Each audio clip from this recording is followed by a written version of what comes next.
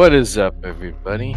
Uh, Welcome to another episode of my podcast series, Kojay's Corner. Yeah, I put my name in a lot of titles. It's like I'm Magic Johnson or something. I gotta put my name everywhere. Thank you for tuning in. By the way, we're doing this old school style where, when I first started out putting content, it was mostly my voice. Video games, it was a small little pip window that came with PlayStation 4 that set it up for me. Um, but yeah, I feel um I feel like butter spread on too much bread, as Bilbo Baggins said in Lord of the Rings. I have I've always been very honest as much as possible, sometimes teetering around revealing too much. Um so I feel like I've compose myself just to be more safe, not to do anything that would hurt me. But I don't think anything can really. Just because I don't know if you know, I'm a God believer. So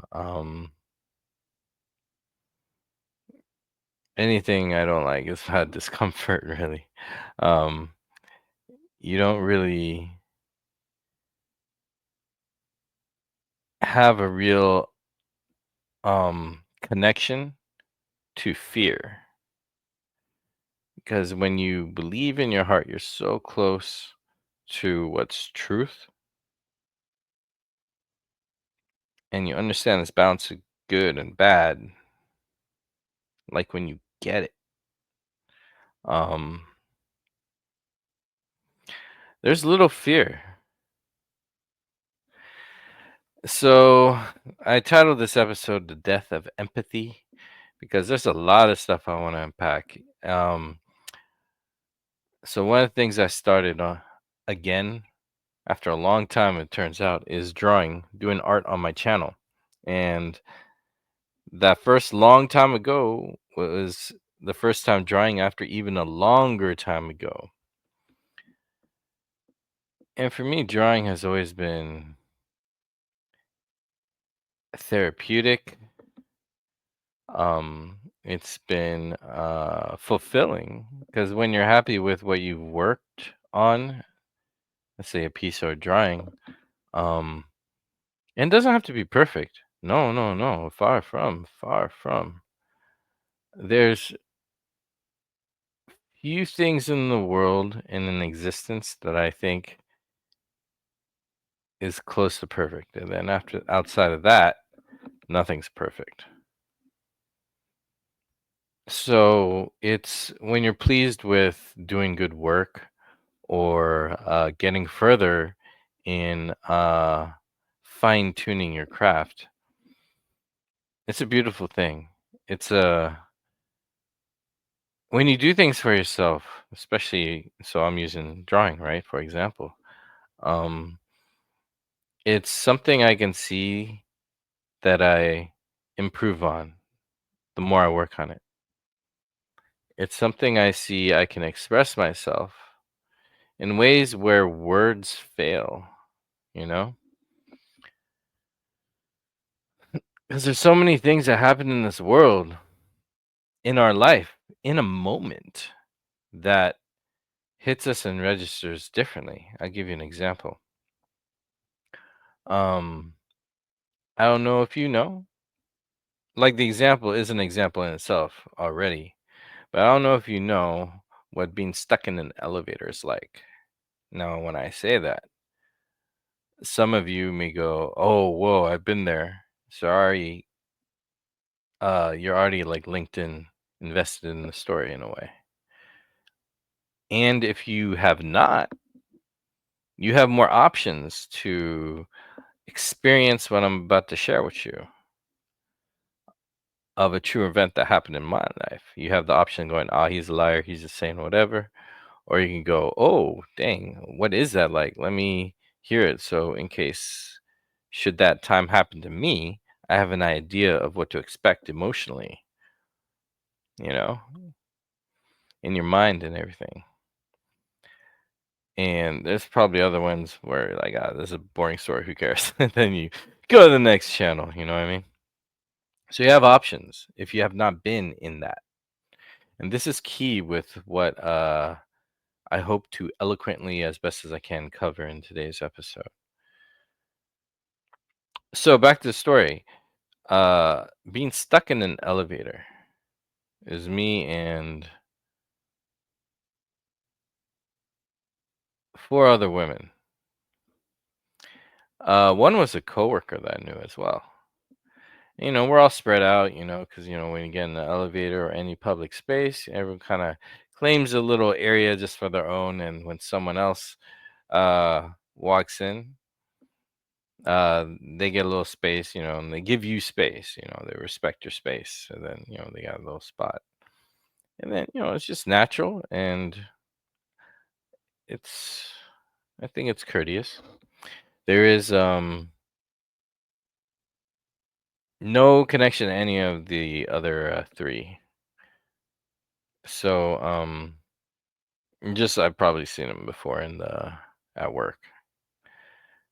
So the elevator stops, not a jerk or anything. It just there was a slight change because when you feel going up and down in an elevator or an escalator, you get a sense of motion. There's a part where it just stopped. Nothing jerky, nothing scary, no lights flickering and everything. And then I think it was my coworker's like, "Oh, great!" Eye rolling, saying the elevator stuck. Oh gosh. And me knowing her, I understand what she's saying when she's feeling that. I feel um through her voice and how I know how she is like at the time. Uh, Annoyed, a little sarcastic on the surface to make it a little bit funnier, to not be as scary, and a little bit of worry there. There's all those layers there, right? I've been stuck in an elevator before, and a long time ago, a smaller one too. So I was like, all right, well, it just stopped. No big deal. Because these elevators have brakes. It's not like a horror movie where it's going to drop you down and then it's over. So we're pretty secure. We're just stuck. So I'm like, well, there's usually an emergency phone. And me growing up in the 80s and 90s, I remember what landline phones are like with the whole wire. Kind of miss it, honestly.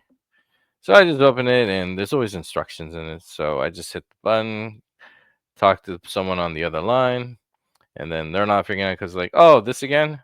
Apparently, it's like every other season or every other 3 seasons it happens, something like that. Whoop de doo, right?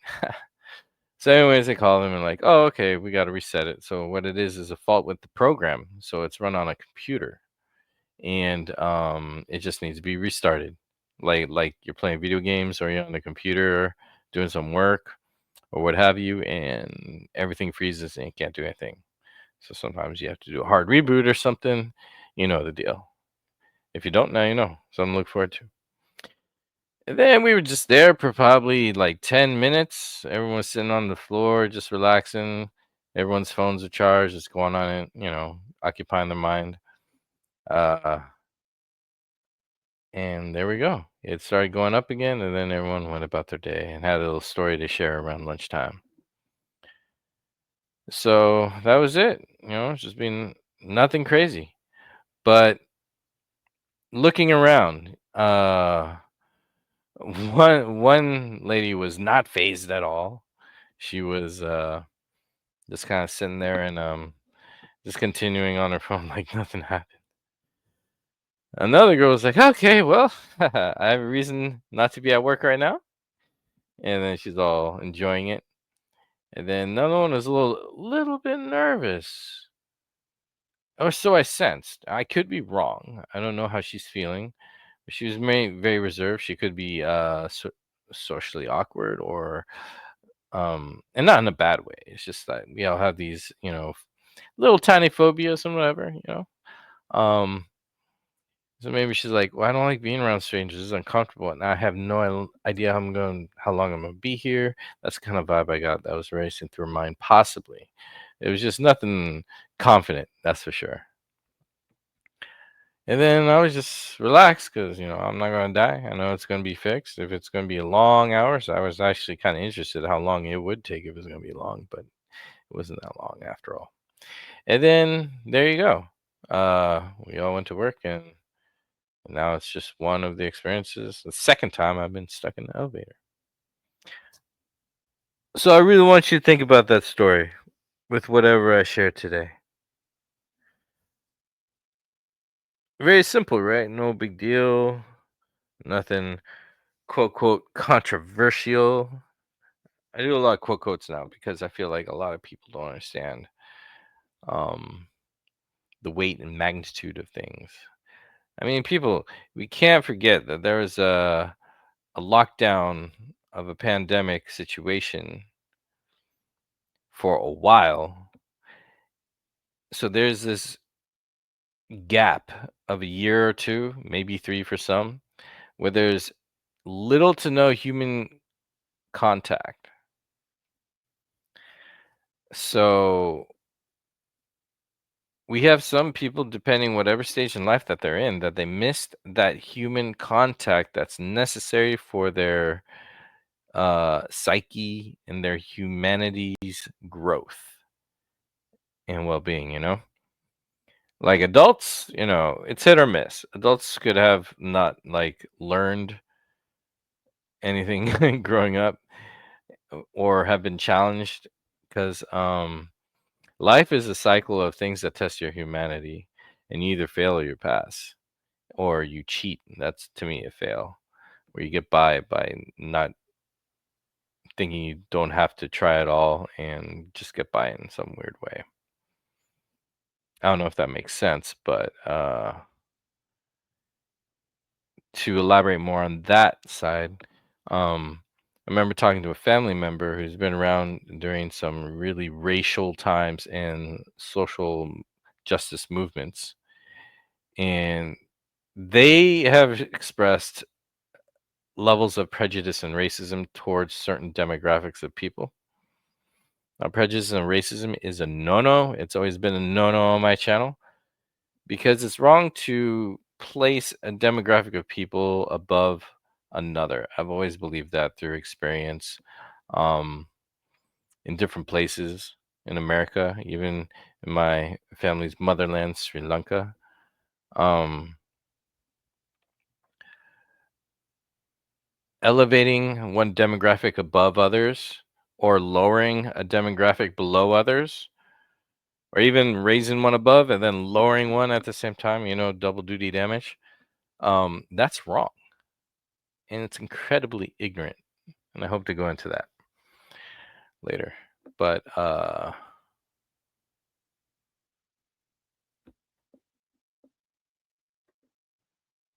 so back to the point of being, before I went too off into another podcast altogether. I'm trying to get better at that, you see. Some adults have matured and not learned certain lessons like that.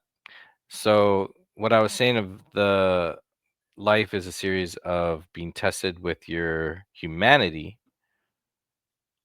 No, no, no, not humanity, humility. Let's, that's what I meant to say. So life is a series of lessons testing your humility, or teaching you it, right? And people could either pass or fail, or choose none of the above, which is a fail. And the point I was bringing up is this family member told me that in the times of high prejudice, um, they said they saw racism, they witnessed it, but they never took part in it. So I'll say that again. They witnessed acts of racism, and they didn't take part in it. And knowing them, I know a lot of their stories too. But imagine someone is being racially abused, insulted, humiliated, attacked, and the other person witnessing it neither sides with the victim and neither sides with the attacker. So this is very important because why it's a fail is because if you don't side with the victim, does that stop the victim from being a victim? And if you don't side with the attacker,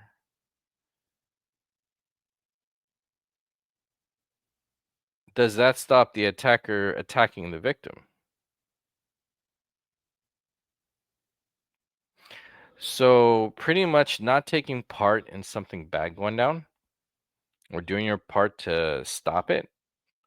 Um, it's a vote for the aggressor because the victim is on their own. Would maybe a word have stopped the attacker or slowed him down? Would getting in there stop the attacker or make two victims? Or would getting in there increase the numbers of the victims to stop the attacker? Or would you also get in there to side with the attacker so there's two attackers attacking the victim? So, by not taking part in that situation, making that statement, who does that benefit? The attacker. So that's why I say it's a failure when there's a test of your humility, your humanity, and you make your choice. Standing up for what's right or standing up for what's in power, or you stay out of it, which only helps the one with the power in the situation.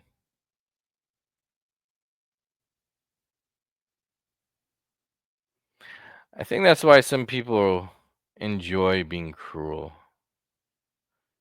Because if you think about it, they are having a say in someone else's um day livelihood situation, you know? Or they're giving themselves an uh a forceful vote, you know, and deciding and altering someone else's plans of the day in the moment or whatever, however long the damage is done.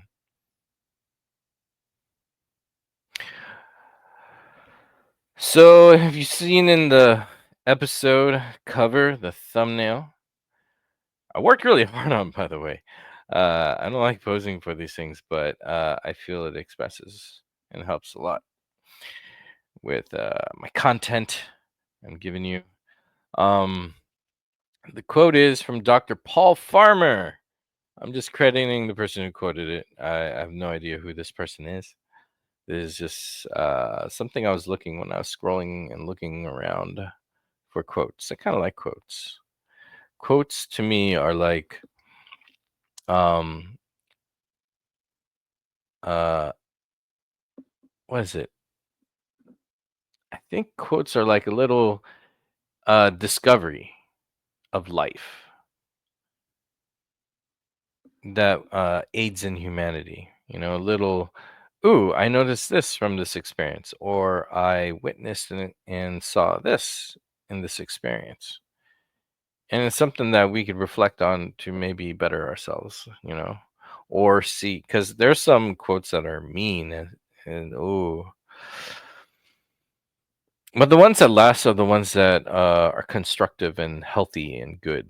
I've noticed, or some that just call out um, uh, a strong wrongness in that place, that time, or is still ongoing. Again, like a report. So, anyways, I don't know who this Dr. Paul Farmer is, but he says, and I quote, "The idea that some lives matter less is the root of all that is wrong with the world." End quote.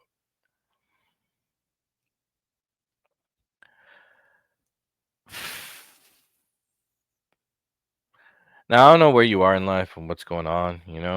Um, I'm just a content creator here who is also an artist and independent filmmaker who's still trying to pursue that, but on my terms. And it's very hard, especially with whatever conditions I'm going through right now and have been diagnosed with. I'm trying to stay in the game, so to speak.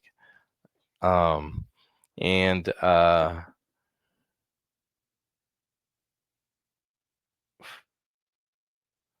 work used to be great. Um, it's okay, and I'm blessed. I'm not complaining, but so many things have changed in this country and this government to where and then just with the business in general, and many businesses I hear of from friends and people I get to talk with actually.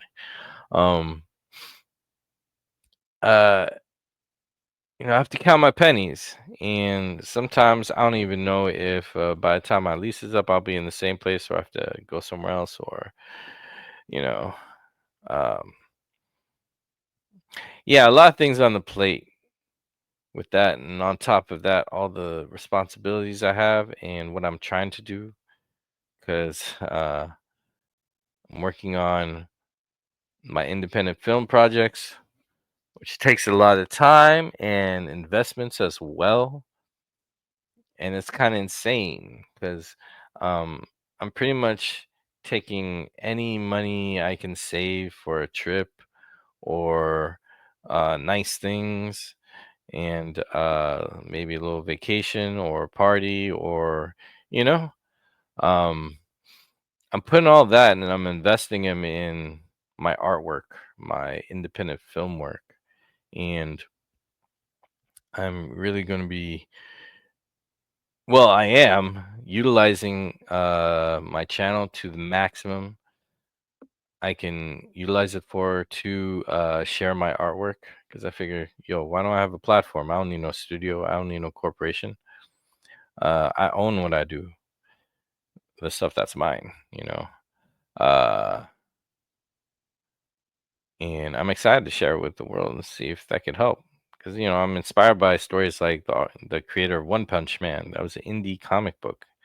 Look how well known that IP and that character is. You know. Um, so I'm trying to do all that on top of, I guess, say the challenges of day to day with the bills and all that. Dang, adulting is real shish. I'm trying not to curse anymore, by the way. So I replaced the words with something else. So yeah, it's a lot. That's why I feel spread thin, because the time I have, I feel like I'm really just catching up on rest sometimes. And you know, you gotta pay the bills, so you gotta work, and things a little tricky. So then I gotta do a little second job to recover what I've lost, and so I can get by, and also invest in the work I'm doing. Um, because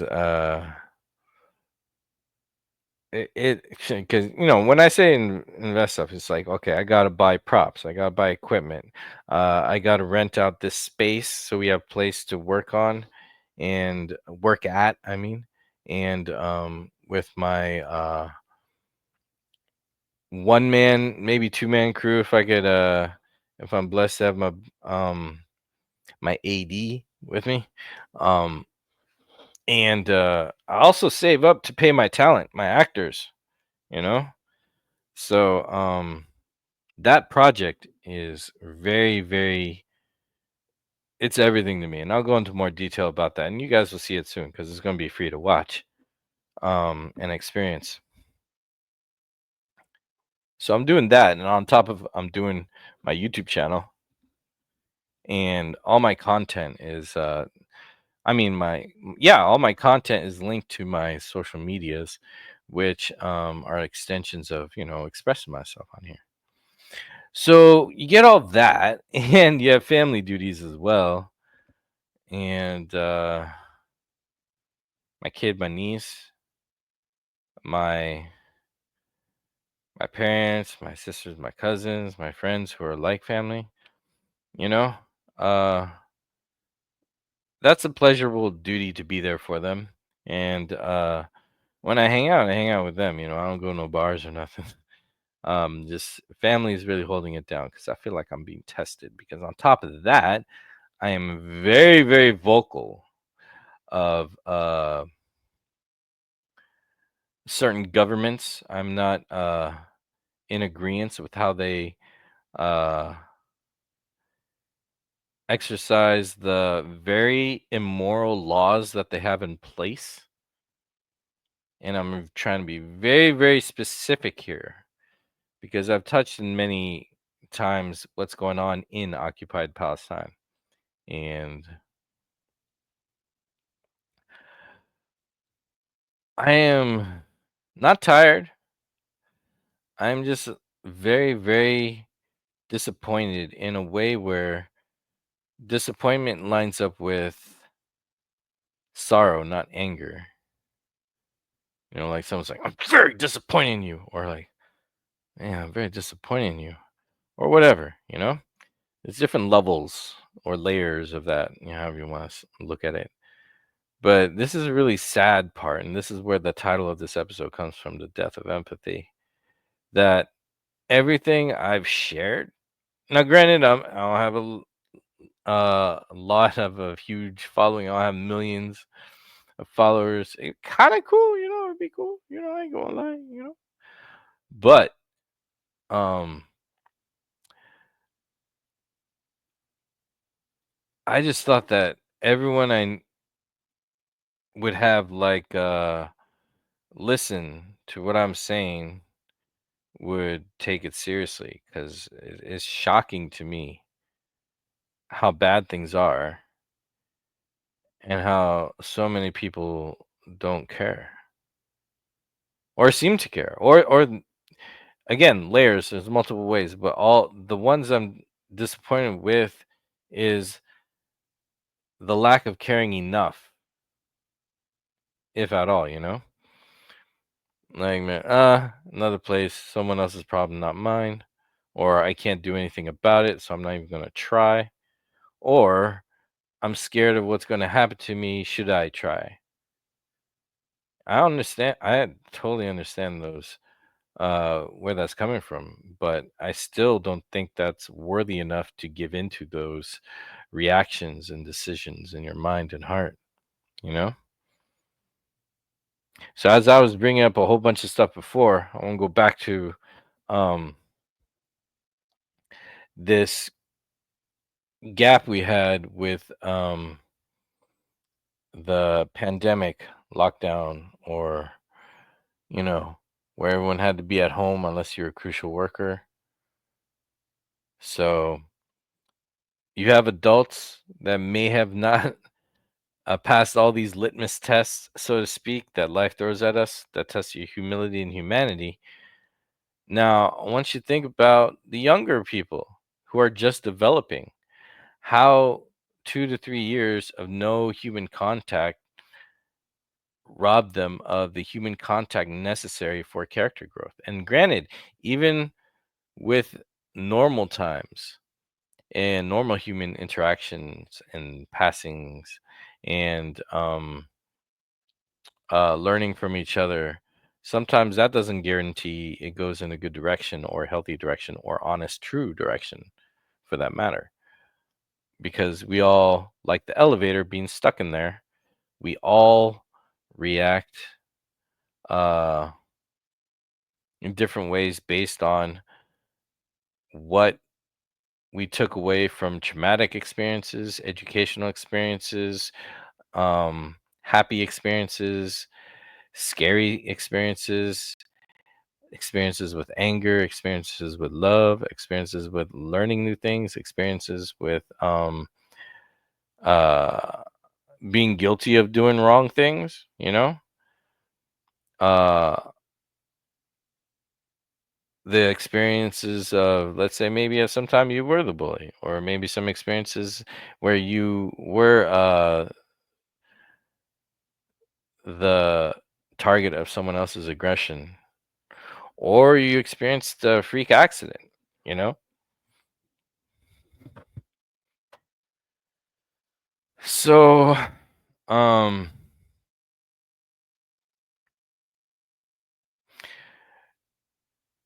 the other thing I want, so that all, that was about, um, where we are right now and what we're lacking, I feel. Obviously, I feel we're lacking empathy. Um, and I'm trying to focus the rest of this of what I'm saying on questions, because I have a lot of questions, and maybe someone out there can let me know. It sounds like the part in the thing was like, "Hey, comment for more interactions," which is fun. Why wouldn't you? Have at it.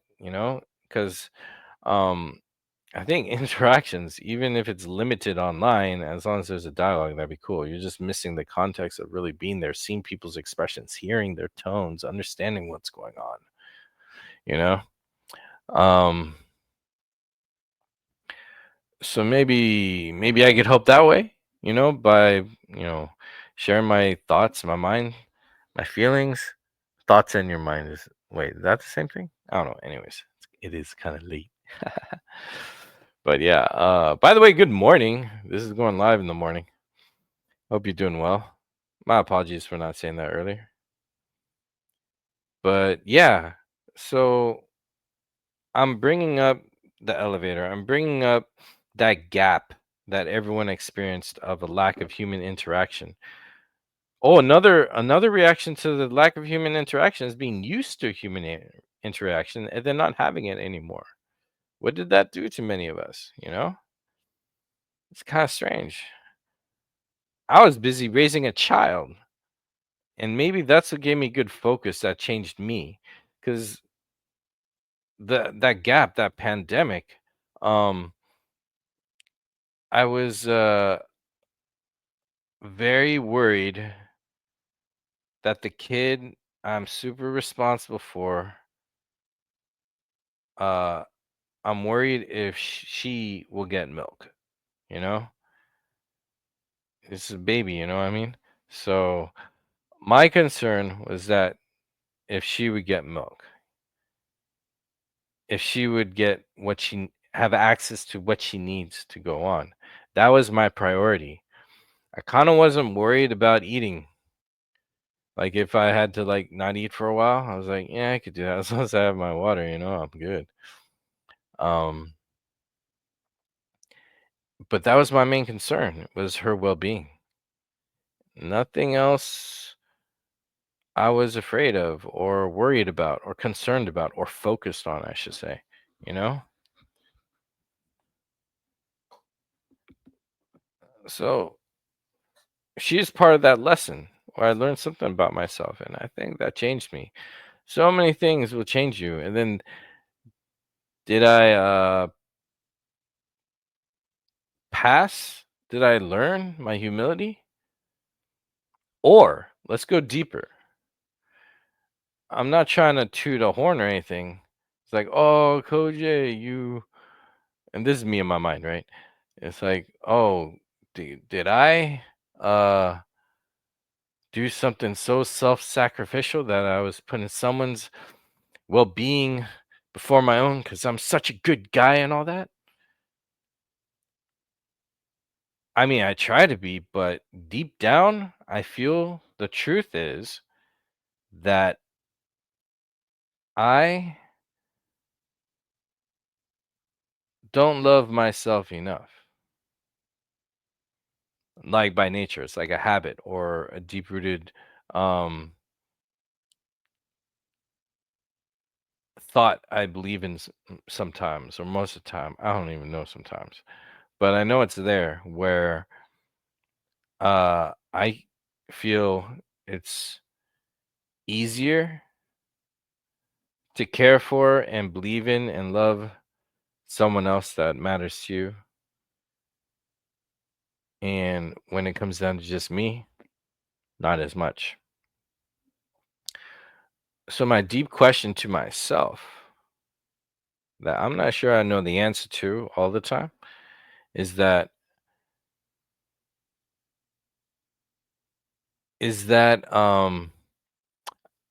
an act of heroism and courage? I say no, because it feels like a response to an unhealthy thought in my mind about myself. You know what I mean? So I'm like, do I need to love myself more to take care of myself?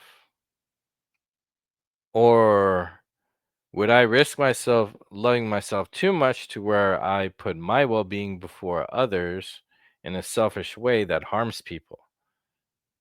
And then I just don't care because I care about me more than other people. And I really don't like that idea either, you know? So, would it be, in my mind, considered to be a great sign of character that during a time when we're not sure how things are going to go, if we will have food or not, that I put someone else before me? Is that good character, or is that just a reflection of the self hate I deeply, passively, maybe secretly practice? You know,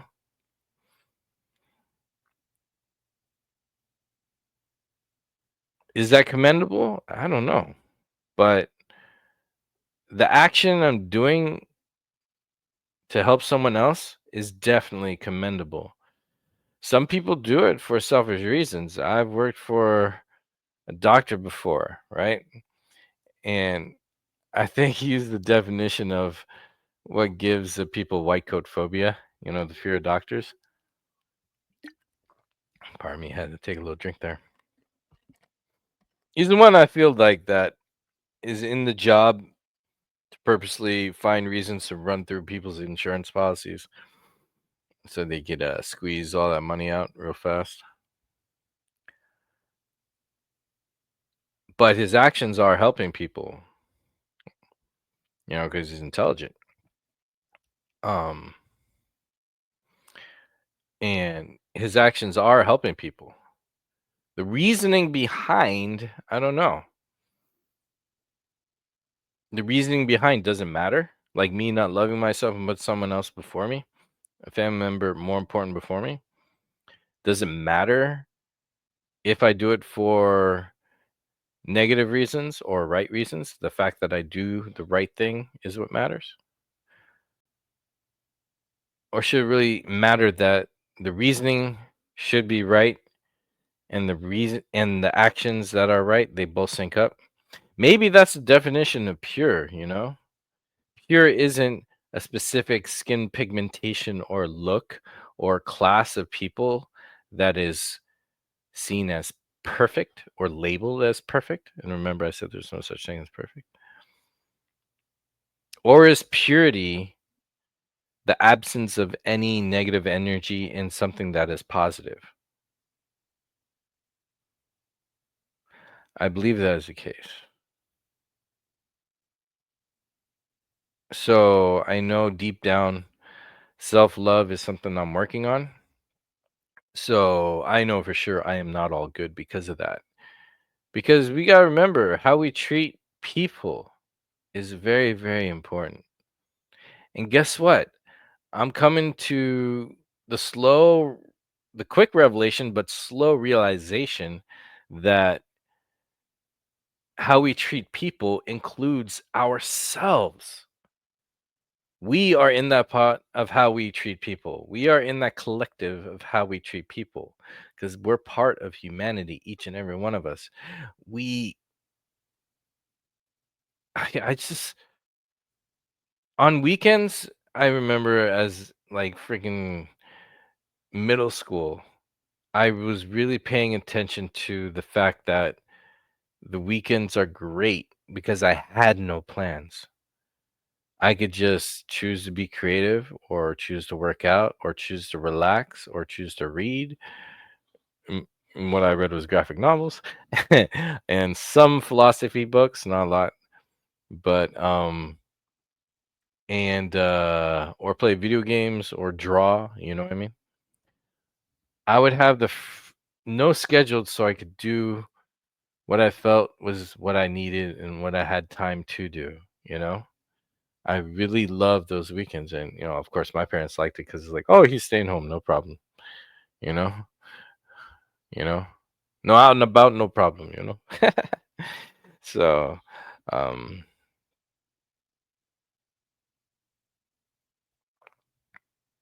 that's something I always held with very special. It's like that you time, because as the responsibilities got more intense, because you have, middle school, okay, high school, okay, you might get a job, might not. I didn't. I was like, just focus on school, which I'm having trouble enough as it is. After school, I want to get a job before going to college, so I got a job first. Then when I got the job, I was like, oh wow, I could pay for my own college, community college, whatever. So then I went to college. Responsibilities enhanced, but there's still, freedom and all that. Then life goes on. You switch your majors. And when I say you, I'm talking about myself. I switched my majors. I took my time in college, really finding myself. Then um, new jobs to make more money come along, and then it's a balance of work, school, then pay the bills, pay the rent, catching up to today. That carefree free time, I would have. I go out of my way to not have plans so I could have those days of focusing on what I need to do, creatively or even relax, Um, I did have some party days where I was like, oh, let's go out and, you know, go to the bars. Maybe we'll see a pretty lady and all that, and pretty this and that, and maybe get a little intimacy or have fun, or if not, we'll just have drinks and go blah, all that stuff. Yeah, I don't drink anymore, thank goodness. But I used to be about that life too. That's also what I did on my free days.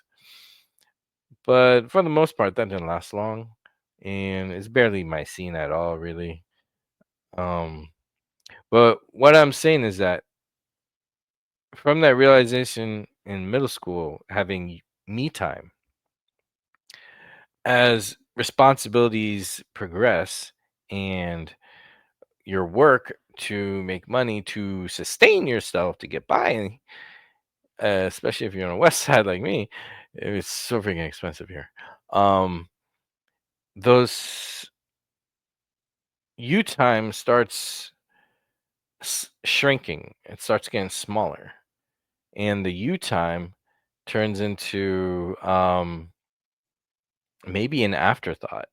And I really realized how I had no time when, you are part of raising and taking care of a child, a kid.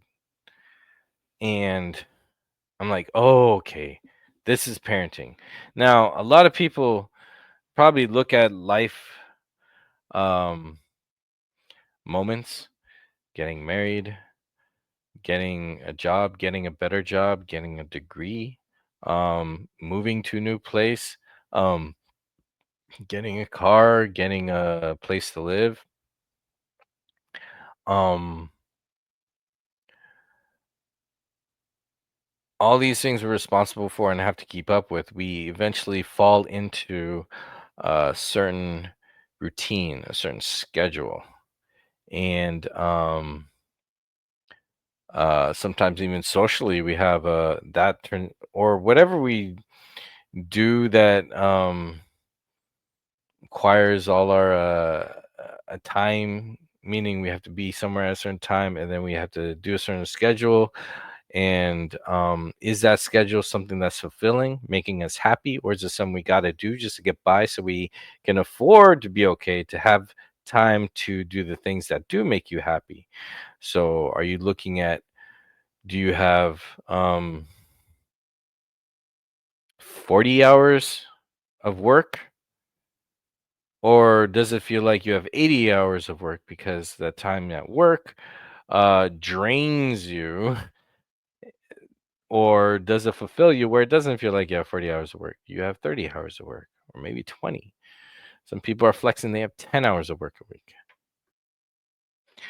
Because whether or not work drains you or it doesn't, you also have the hours you got to put into, responsible things, especially if you're responsible for another person. You might be living with your one of your family members, and they need you because they can't have a caretaker, or they don't have the luxury of having a caretaker uh, make sure they're okay, and they go about their needs, and they need you for that.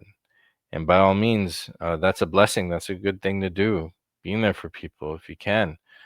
Um, Sometimes things are so hard that you can't, unless it works out in some way. You make a deal that's fair, you know, or you just do it, whatever it is. The time invested for you gets smaller and smaller, whatever the situations you have, or maybe you are blessed where you don't have this situation. But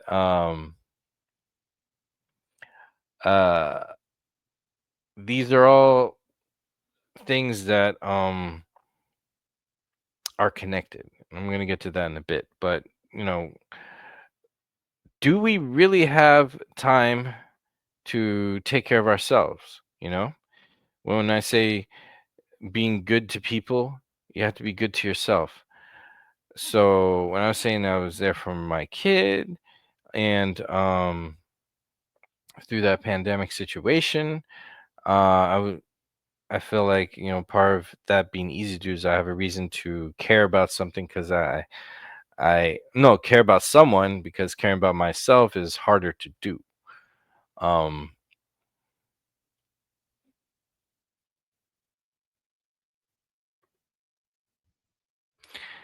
so these are things to think about when you need character growth. That not having human interaction um, really tests or denies you something where you need that growth. So maybe when you're older, you don't need that as much, but younger people definitely need that.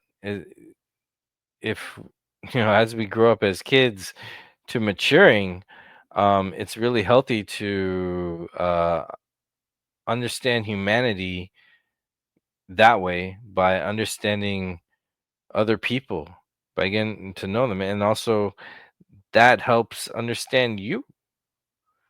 Because maybe I wouldn't have these thoughts at this age, at this time, and I would just, go with these unresolved issues that might come out and ruin a relationship. Which, looking back at some of my own relationships, some of the best ones I've had, that,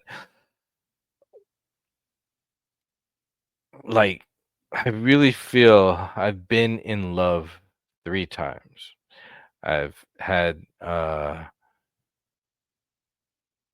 I'm trying to count. I've had 13 girlfriends my whole life, but I think only 3 of the times I've been in love. 3 of them I was in love with. 2 of them I see I could have gotten married with, but looking back, I could see I found the right one for me, but I wasn't the right man at the time. I wasn't the right me at the time. And I think that costed what I was bringing to the table, because I need a certain amount of character growth to be who I am, or be better to be there for someone. Because when you're in a relationship, a healthy relationship, it's not like you have someone, you own someone. You are really there in hopes to be um, a couple, married couple, if you're blessed, you know what I mean? But to be there for each other, to take care of each other, to enjoy life, to feel love, affection, intimacy, have a best friend, those things are important and they come with responsibilities because everything we take care of has that responsibility. Because if you really care and love about something, you take care of it, you know?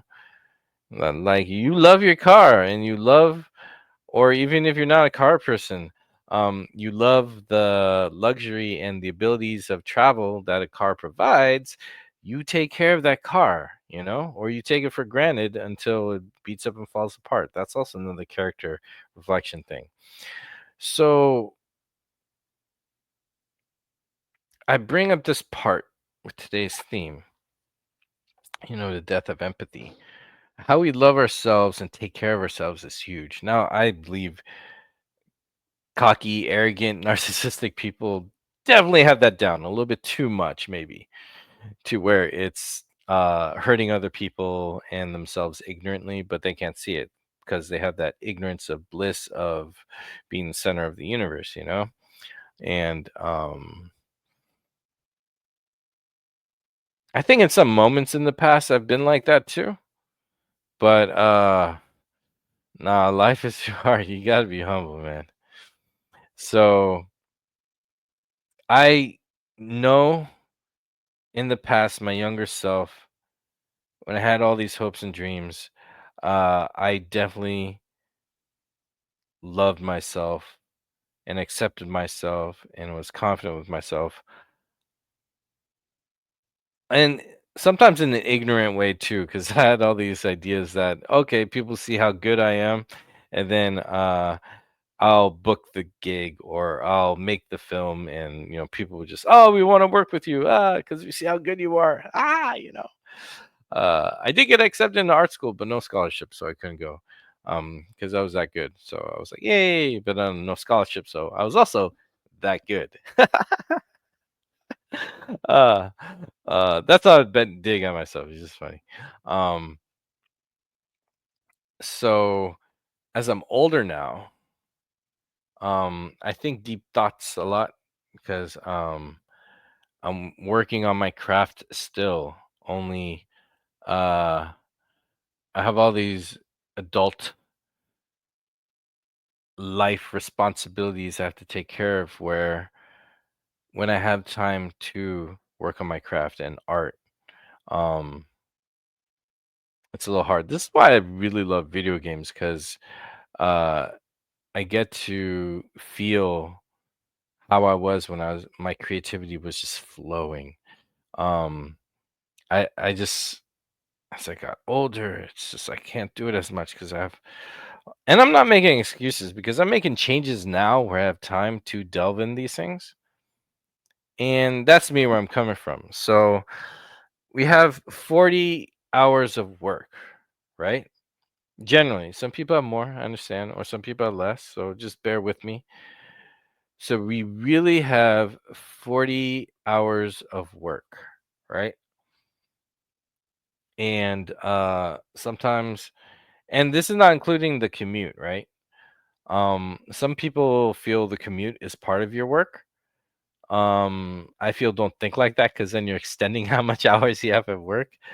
Commutes could be like your personal time too, to listen to music or collect your thoughts, even if you're stuck in traffic. Because I remember one job, it took me 2 hours to get home and an hour and a half to get to work. And once it took like 2 hours to get to work and 3 hours to get home, or three and a half. That's like your day. By the time I got home, I just slept, shower, eat, and sleep and go. Shower, eat, sleep and go. But hey, that's life. So, anyways, let's do the math. So, if 40 hours is like what you have to give up for work and not be free to do whatever you want, all that. So, you have 40 hours of work. Now we got to think of rest. Rest, let's go with 8 hours. I know some people get 6 hours. I mean, tonight, I'm probably going to get 5. No, I'm just kidding. I'm getting 6.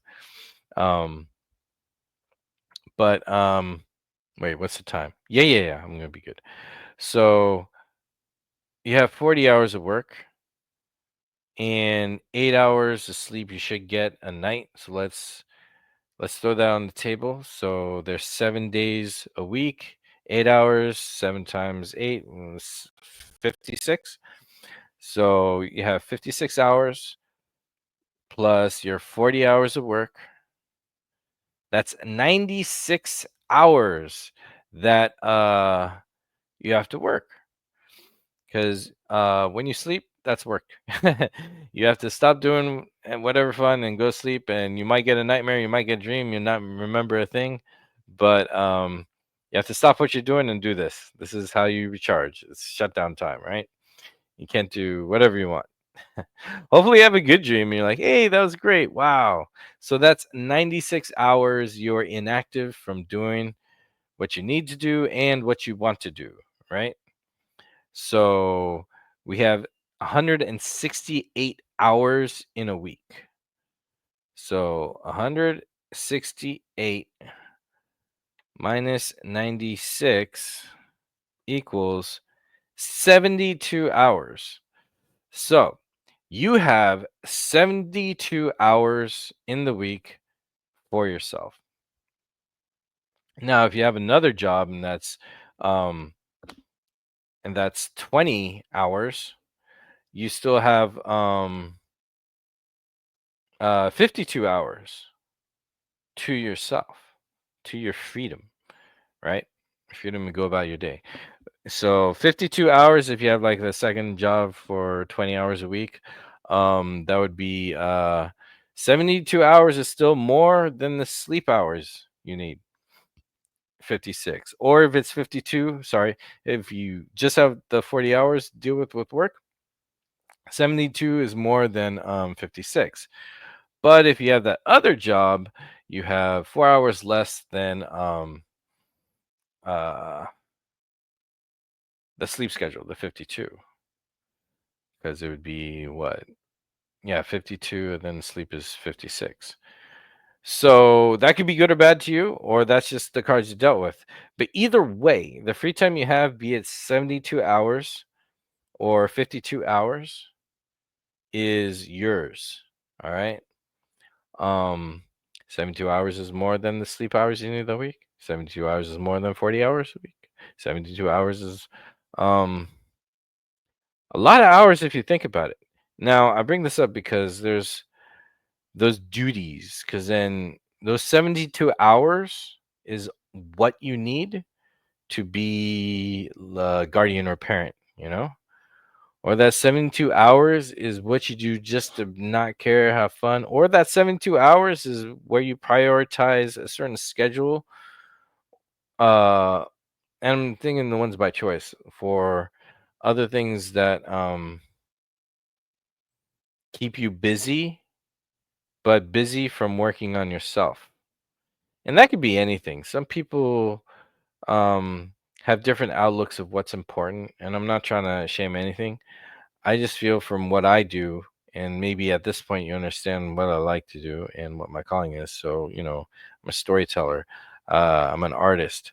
Those things require time. Like, I have some friends who are so happy being out and about, and maybe that's how they find themselves, and they work on themselves and their self love to where they are peace and happy, like going to this party or going to this getaway or going this place to go fishing or going this place to go rock climbing or going to socialize all the time or hit up the bars or check out there's so many things you could do that makes you feel good and find yourself, and uh, whatever is your calling that makes you happy. What I'm saying is you have 72 hours to allocate that time for. And I'm bringing it up because there's a lot of times I found myself on the phone because the phone has these stats I check out with and certain apps do this too, where it shows you how much time you've put into the app. Even some video games tell you how much time you put into the video game. And the numbers are a little crazy. I was shocked to find how one day I spent 4 hours on one social media app. Now, granted, I do use social media for some news sources, for some journalists I follow, because I found by doing that, I am up to speed and I'm more well informed than major news networks. And it is crazy. But the amount of time it takes for me to do the journalism or catch up on journalists and reports, um, it doesn't take that long. In fact, it's shorter than watching 3 hours of televised or cable or network streamed news, quote, quote, news, right? I would say it could take me about total 15, 20 minutes to catch up on everything that's important right at the moment or throughout the day in little spurts. So 20 minutes is way better than 40 hours. I mean, 4 hours. Now it's weird that I'm bringing up how unhealthy some social media stuff is going, which is why I'm glad I'm not doing a video. I hope you're listening to this as you're doing something, or you're on a ride, or you stop it and then pick it up again later. Um, because man, I am talking a little bit longer than I expected to. I really want to make these short, but I have a lot to say on the plate, and I am rambling at this hour. So I do appreciate you making it this far with me. But yeah, we have 72 hours to work on ourselves. Why I'm bringing that up is because I really need to uh, look at that for my own self and what I need to do. So this is new to me where I'm prioritizing what I need to do for me because I feel like I've been chasing a schedule. I haven't been making my own schedule. I've been racing to every duty. I put myself last. And I find that's easy to do because I do need to work on my own self-love. And I realize that. I'm not perfect. I try to pray 5 times a day. Um One day I'll master it, but prayer 5 times a day in total max takes about 25 minutes, you know? It makes sense that's broken down in certain times throughout the day. Alhamdulillah. But it's not that long compared to the distraction mechanism I'm spending 4 hours. That was last week. I think I know which day it was because last week was Good Friday, so we had an extra day. So I spent 4 hours on this social media app. That is crazy.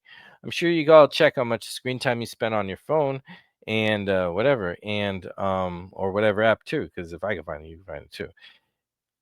To me, that's a lot. That was too much. Granted, I do use my phone for some graphics I do for my channel and whatnot. So if it's work related, that's not a problem. No big deal. But a social media app, I'm definitely not doing any creative work because I'll post something, but it takes like 5 minutes. Fill out the details real quick, post this, pick the thumbnail. It doesn't take too long. In fact, maybe 2 minutes, depending on the post, but whatever. Um, so for education, leisure, or just it ish and giggles. Um, 4 hours is a long time. I could use that for working on my craft and this and that. I have editing to do.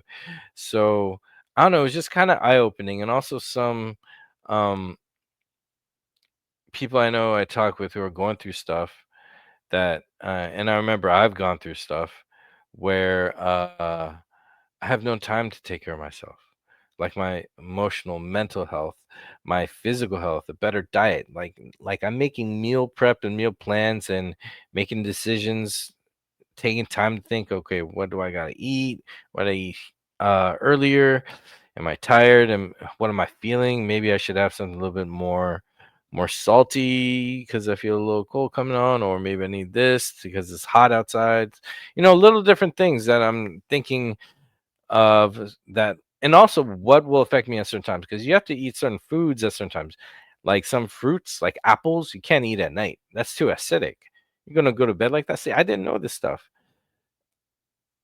Like, I feel like I've been conditioned, and maybe we all have, to where we have to show up at a certain time and clock out at a certain time, and that's the priority. But what about the time you need to clock in to take care of your fitness? What about the time you need to clock in to take care of um your diet, your food plan, your nutrition? There we go. That's the word I was looking for.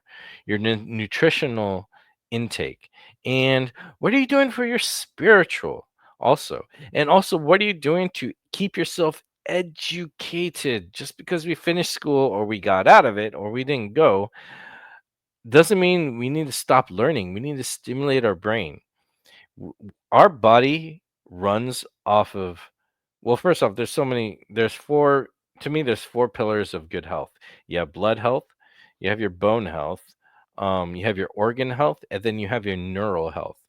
Now neurology and um that's very fascinating to me, and that's very key because um we're all functioning off of the energy that is circulating through us to our brain, energy that communicates to make us move our arm to feel something, the energy from our brain to our system to our limbs to feel something, um, is huge. It's kind of like if that energy goes down, we're dead.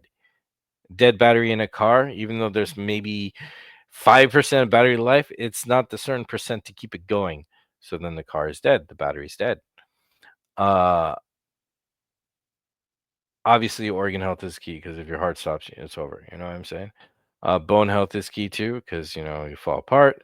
Um, and your blood health is very key because that could spike a lot of things too. So, but the neural health that I focus on is something we can keep strong and stimulated. All right. So, in this part of my career, some of the things I also study to, gotta pay the bills, right? So I'm really working on that aspect too, because I might have to go back to school to get to this next job opportunity and this and that. So again, priorities. That's that extra 72 hours I could allocate, right? So not extra, but that's my 72 hours. Maybe I should call this episode 72. But anyways, your neural health is everything. So when let's break it down. Let's do the physical part of the neural health. When your arm falls asleep, and it's numb and you get that tingly thing, it's not your blood flow. It's not like, oh, I lost my warmth because of my blood flow. That is so not true. What happened is it's your nerve circulation. It's called, in the medical field, we call it conduction velocity. That's what we study when we do a nerve test, which is the NCV. So, nerve conduction velocity test. So, the circulation of your nerves is what's important because your ability to feel is a nerve signal communicating to your spine from wherever you're feeling it to your spine to your brain in such a speed that's so efficient that it's instant, right? And your ability to move is another type of nerve communication. And the energy going to your brain and your brain to your spine, and that all has to be at a certain health and speed and performance of value for functionality. Now we go to the brain. The brain has many multiple departments responsible for certain things. You have the part of the brain responsible for your vision, your hearing. And when I say hearing, it's not just the ability to hear, but to understand what you're hearing, certain tones, certain frequencies, and what your brain can understand of what that is in identification and understanding, especially for communication in sounds of danger or pleasure. Um, what you see, not just the ability to see. Again, it's how you see and what you could recognize, what you could analyze, and what you can understand visually, just like the audio.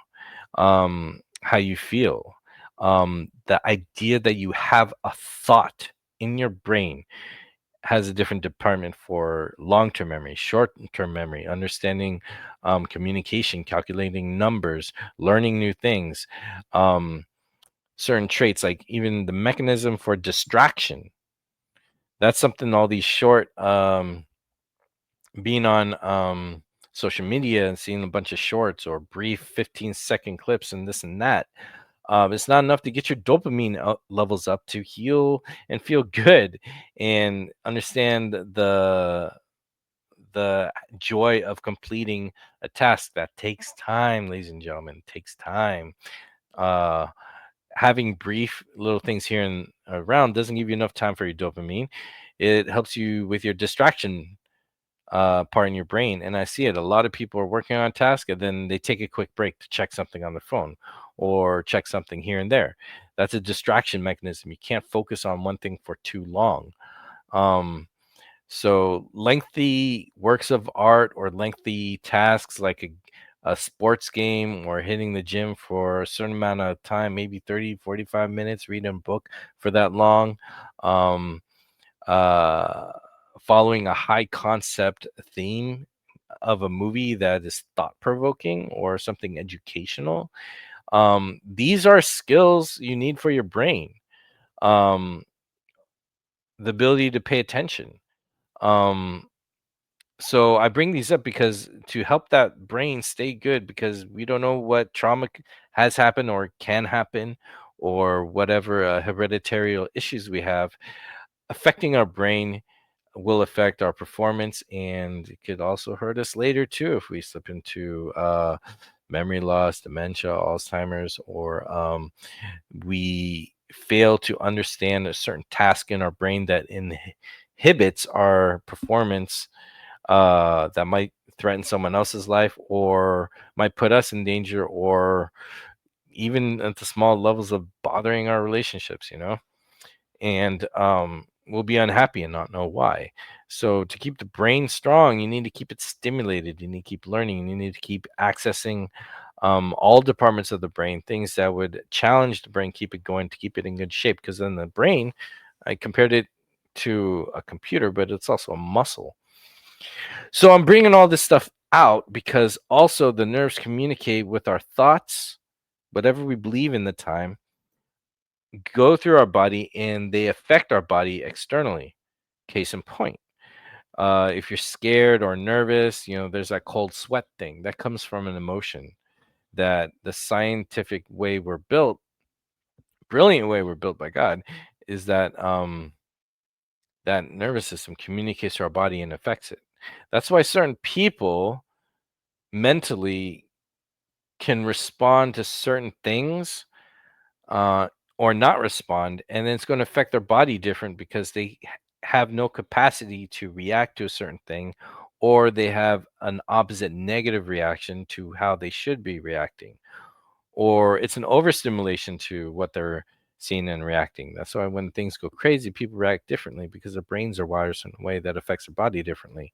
Now, when we go to the basics of how our nervous system affects our body, a simple way to put four key pillars. See, I'm like about four pillars. Four is my number. Why? Because you got Leonardo, Michelangelo, Donatello, and Raphael, and that's super key. Um,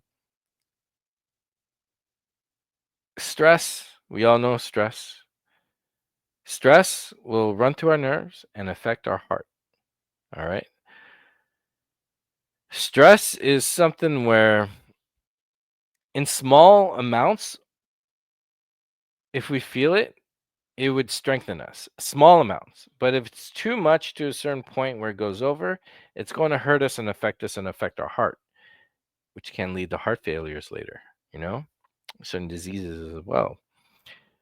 Now, the other emotion that goes through the nerves and affects our body is grief. The area that grief affects is our lungs. So when grief affects the lungs, um, you probably should get fresh air. Probably do some breathing techniques or learn some, focus on it, try. Definitely do not smoke because why do double damage? Now we're talking about double damage. Anger. Anger affects the liver, it actually hurts it. What do a lot of people do when they're angry? I know several who drink. So you're doing double damage to your brain and your liver, and that's a problem. Next one is worrying. Now, worrying has multiple classifications. Overthinking is part of worrying. Now, what worrying does, that sends a signal down your nerves that affects your stomach. So, worrying is why we are thrown out of whack with our diet. Sometimes we're not hungry because we're worrying about something or we're overthinking something. And then people who aren't hungry because we overthink, we worry. I've been victim of this too. Um, we can't eat or we binge late at night because our body's just okay, come on, I need some food now. What are you doing? So it gave up and you're too tired to worry anymore. Then your body starts having a vote of what it needs because you ignored that region in yourself. um so those are four key elements you could pay attention to in your life. I promise you, um if you're more aware, focusing on how to handle what you're worrying about. um I believe it was Mustaf. He said something very beautiful where, um, he said his grandma said, if you worry, don't pray. And if you pray, don't worry. Now, that makes sense to me because you're making a decision to invest in hope of a possibility. Overthinking and worrying is investing in the opposite of hope. You're focusing, and it could be in belief or disbelief, but you're focusing on the probability of a negative outcome, based on whatever possibilities you're looking at. And when you give it to God, you give it to hope. If you don't believe in God, you can say to hope. Um, you are making another choice that out of the probability of what's going on, it is possible that good things will happen because you don't. That's the surrender of worrying. Worrying is the action of focusing, again, believing or not, on a negative outcome. So, um, I find that my faith and prayer combats my worrying. So I'm working on that department. That's pretty good. Stress is a hard one because I get surprises of things I didn't uh, expect would bother me. And it's usually things that are out of my control, which makes sense. And I think a lot of people can relate to this. So I'm learning to stress less and then probably take that less worrying part and take a little lesson from that and stress less, you know? I don't see anything good about stress other than a small fraction of stress to be alert enough of things that endanger your well-being, and your happiness. You need a little bit of stress to pinch, like, oh, nope, I'm not going there because I know where that's going to be and I don't want that, you know, or it's not worth it. Um, or like, how water filters? Be an emotional water filter where the negative stuff that comes through you, the only thing that you put out is going to be clean. You're not going. It's like the harmful bacteria and all that negative stuff ends with you. It doesn't pass through you. It ends, and whatever passed through you is clean. What you put out is clean and is good. So that's how you combat stress. Grief, it's just gotta breathe and wait it out. I've lost what's value to me. I've lost family members and friends who've died. I was at my uncle's deathbed. A kid I knew in high school was stabbed, and there's a bunch of stuff. There is a list, and I'm not trying to measure pain on other people's pain, but some people have been through worse, and we're gonna get to that towards the end. Um,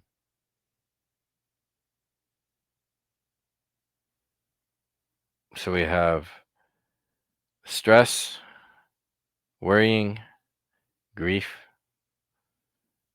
Now we get to anger.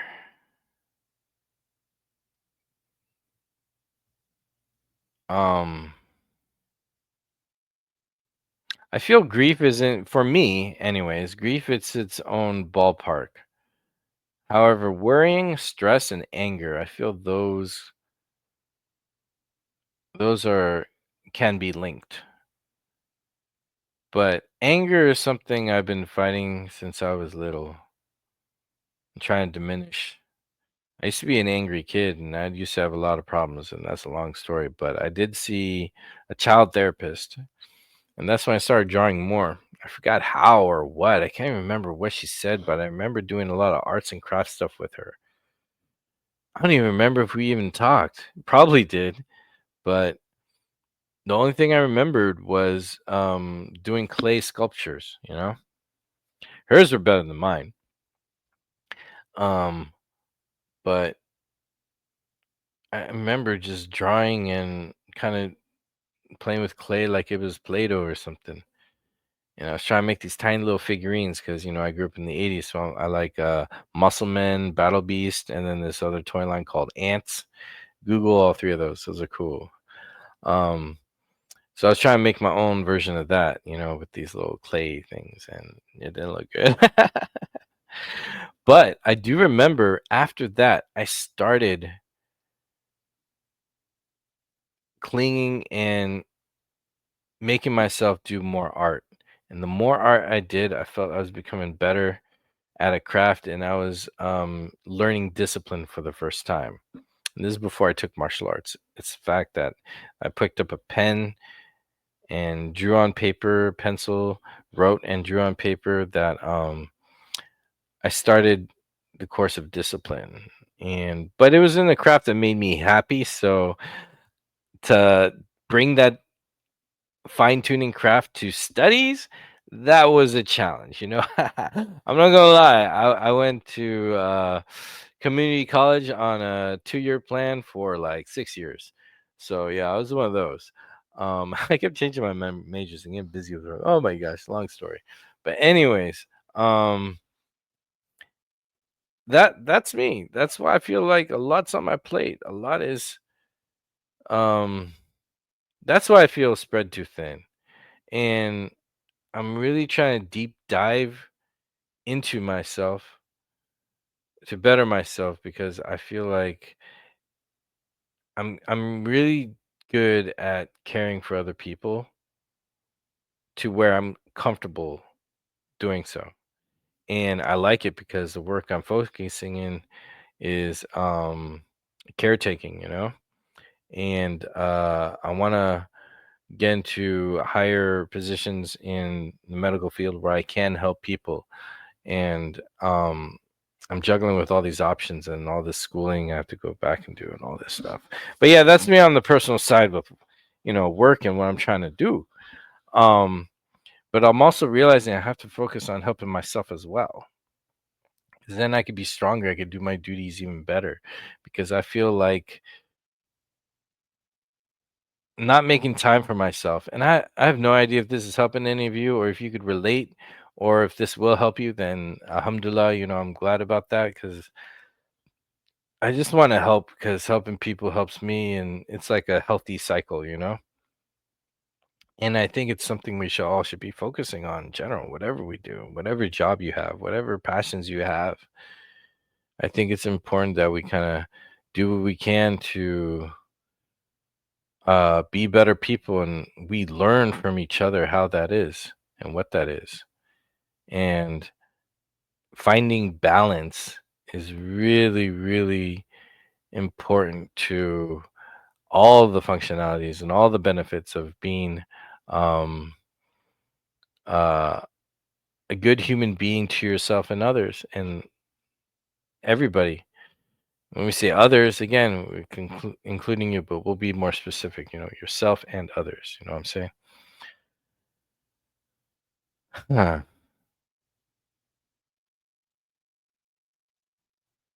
So I feel very peculiar. Now, I'm not telling everyone what to do, and I'm not going on other people's shows just to spread my narrative. I love collaborating with people, and I love talking about video games, movies, reacting to shows and stuff, and that's great. That's part of what I do as uh, sharing this human experience as an entertainer. And while I work on my stories that I look forward to telling you guys and showing you guys, because that's very important to me because I really learned and grew as a better person by being moved by cinema, elements of cinema as well, be it a music video, a play, or even moments in video games. But that cinematic experience is something I value. No offense to book readers, but I value more than books because the beauty of cinema, there's nothing like it. It's breathtaking. Like, I don't know if you've seen that movie City of Angels with Nicolas Cage and Meg Ryan. Beautiful movie, very simple movie, and I like how they had dealt with you could say sci-fi or magical or paranormal elements without using any special effects. It was really beautiful. You got the idea of the society uh, we live in, and we're surrounded by angels we do not see.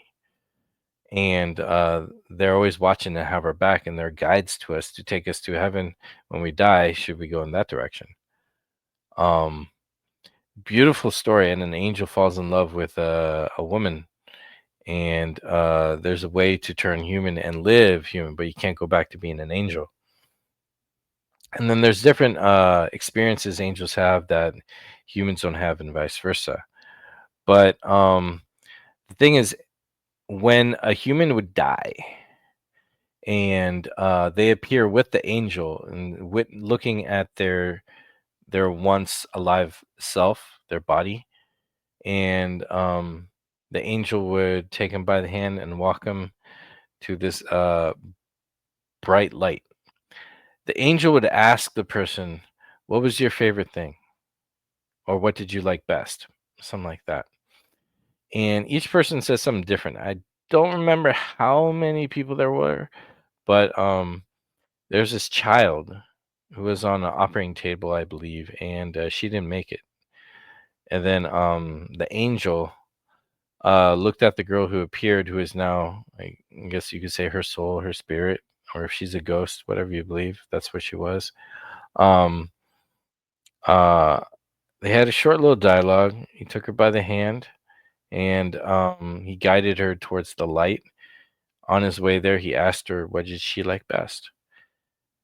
And then she honestly and simply said her pajamas. Like, I know a lot of geeks. It's like, what did you like best? It's like, well, I do like Superman, but Batman is pretty cool too. By all means, if that's the answer, no worries. Um, uh, or I bring it up because it's funny how I think all of us will have different answers. They won't be the same, but if they're true and honest to have meaning, and that's your thing. So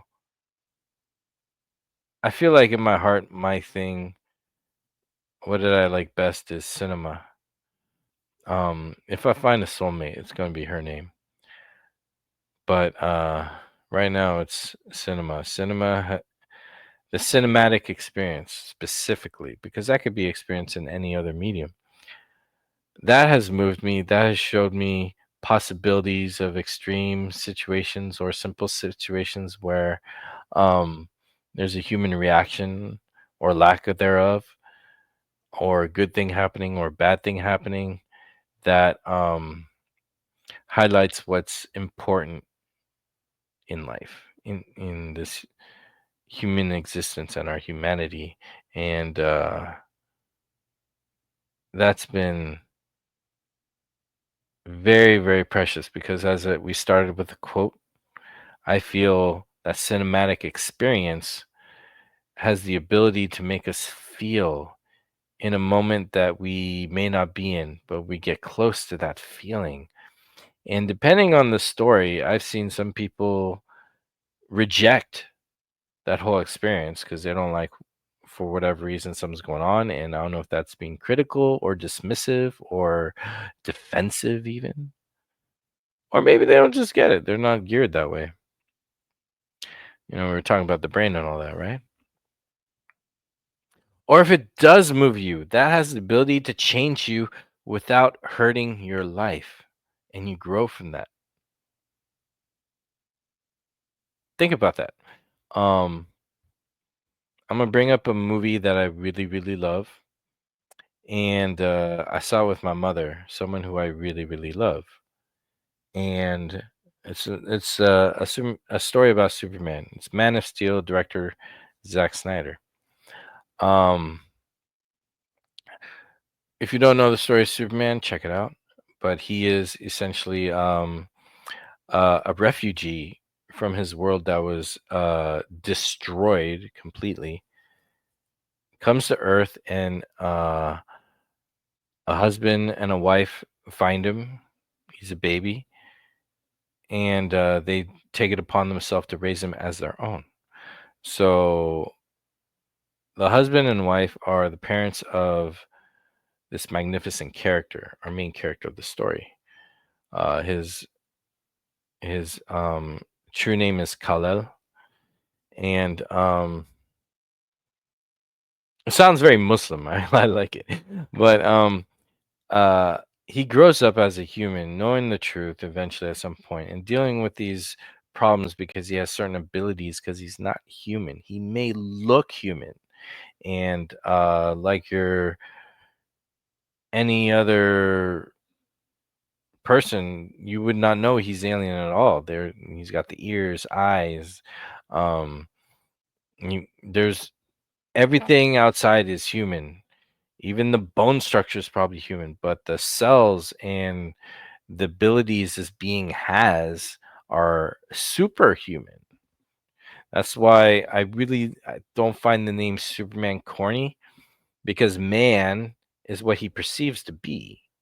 But he's got these super abilities. So as like I guess your tagline, he's a super man. He's a super being, an extraordinary being. So the Superman is what he is, and a person of both worlds. So the beautiful thing about it, the such a story to me wasn't him as Superman. It was that learning curve. This is why, as a fan of stories, I like the Supergirl story, because we get that learning curve of growing up and or rediscovering who you are with abilities you never had before, or these abilities that you have. Um, what do you learn to define yourself into a better person later?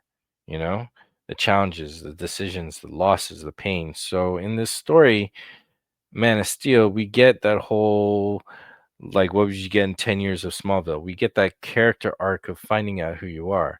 So one of the traumatic events in this character's life, we open up with a scene where he's in the car with his father and his mother. These are the adoptive ones, the parents, the Earth parents.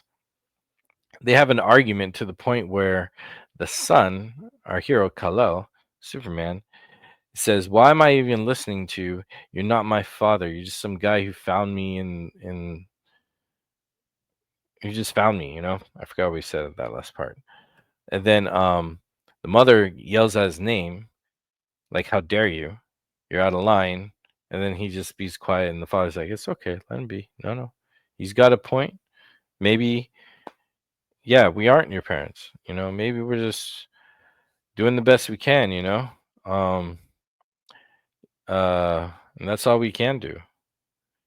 It's very, very honest response. Like, he didn't yell back at his son, his adoptive son. He didn't ridicule him. He didn't do anything negative. He actually said, "You know what? I'll give you credit. Now let me know the truth. We're trying." He didn't say "I love you." He didn't throw that thing, which I believe he clearly does. So then an apology comes in the form of addressing that the son goes, "Listen, Dad, I." It sounds like he was gonna, say his piece, but by referring to him as Dad after saying "You're not my father," That was very honest and that was nice. Even though he didn't get to say what he was going to say, he didn't waste time there. It was just natural. He's interrupted because they see a tornado in the distance, and that's what's causing traffic. And then people are getting out of their cars to run to an underpass because, that's the safest place to be in such a situation. But another family member didn't make it out of the car. Kalel, father, mother got to leave, but the dog was left in there. You gotta go back to get the dog. So the father goes back, and then the son goes with the mother and this girl and other people running to safety under the bridge, under the overpass. And so the tornado comes. The father gets the dog out, but he hurts his ankle on the way. He can't make it in time. Then he sees his son is going to use his super abilities to get there in time and save him. And everyone under the underpass would see that he is not human. He is something else that could either be very, very scary or very, very heroic and welcoming, but we do not know which one it is. Yet we worry sooner than have hope later, depending on our situations and world around us. Because if people are very judgmental around us, we're most likely to worry about their reaction than to not care. And to not care comes with experience and certain attitudes. And sometimes to not care isn't the right thing to do. We should be worried about bothering people.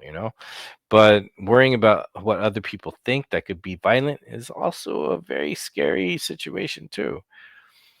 And that's the premise that's been going on in the movie up until that point in the story. So the father puts his hand out and says, "No, don't save me."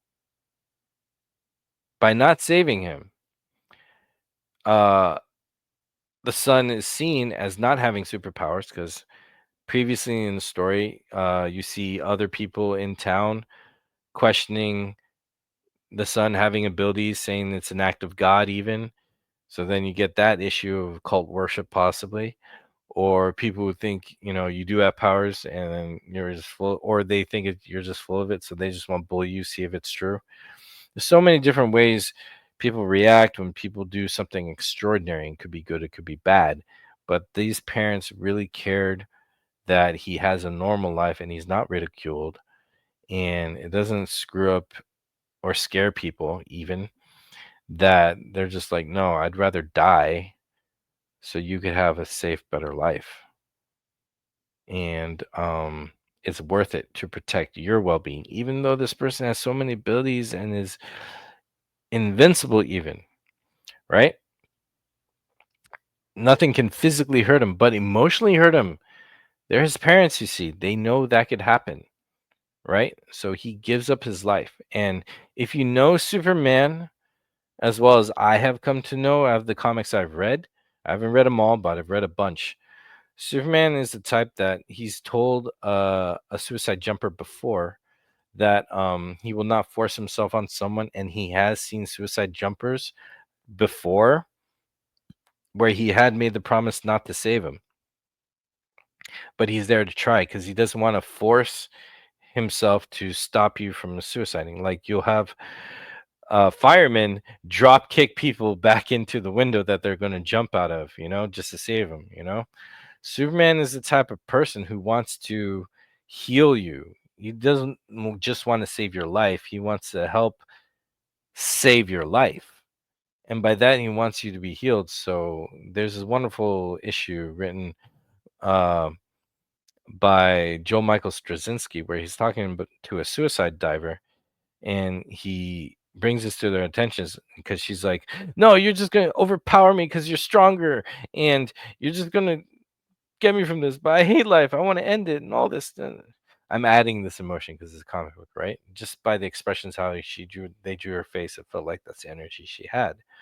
Um, Superman said, "No, no, I promise you, I will not let you jump. But can you accept me being here? I will not leave you either." It's like, okay, fine, I'm not alone.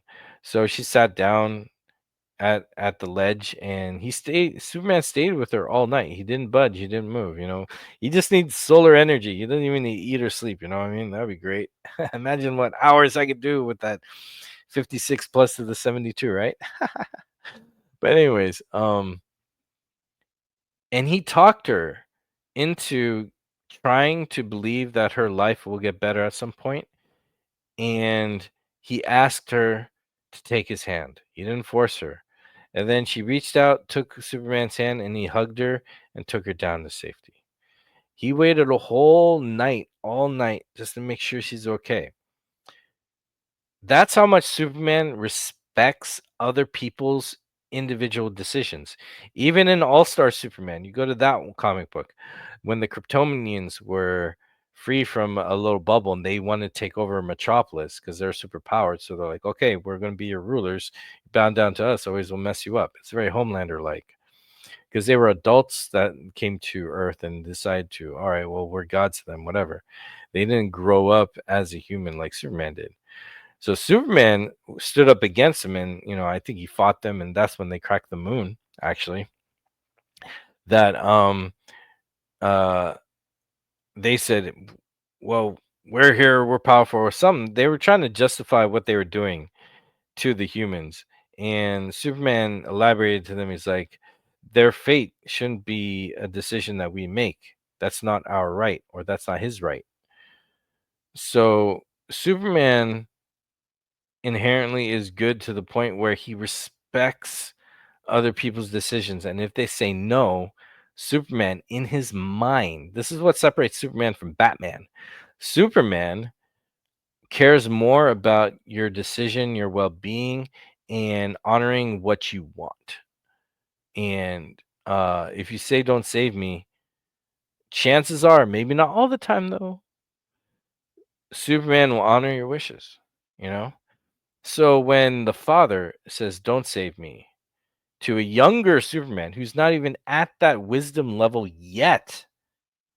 We're talking about Superman beta. Um, he would not go to save his father because that goes against his wishes. Also, all the other complexities of what he was growing up and experiencing around the people, understanding why his parents, his adoptive parents, would go to great lengths to keep his abilities and the fact that he is an alien despite his looks a secret to protect him. He knows that's what they care about. So that's also how they love him. That's how he that's one indicator how he knows that these people who are biologically not his parents aren't even the same species. Again, they look similar, but they're not even the same species. That's why they can't procreate. I like the storyline where they can't. Kryptonians and Earthlings can't procreate. Um, That's their love. That's their truth. That's how they have their bond, which is how they care and love each other to the point where in a fraction of the moment he chose to let his father die, and his father chose to die for his son.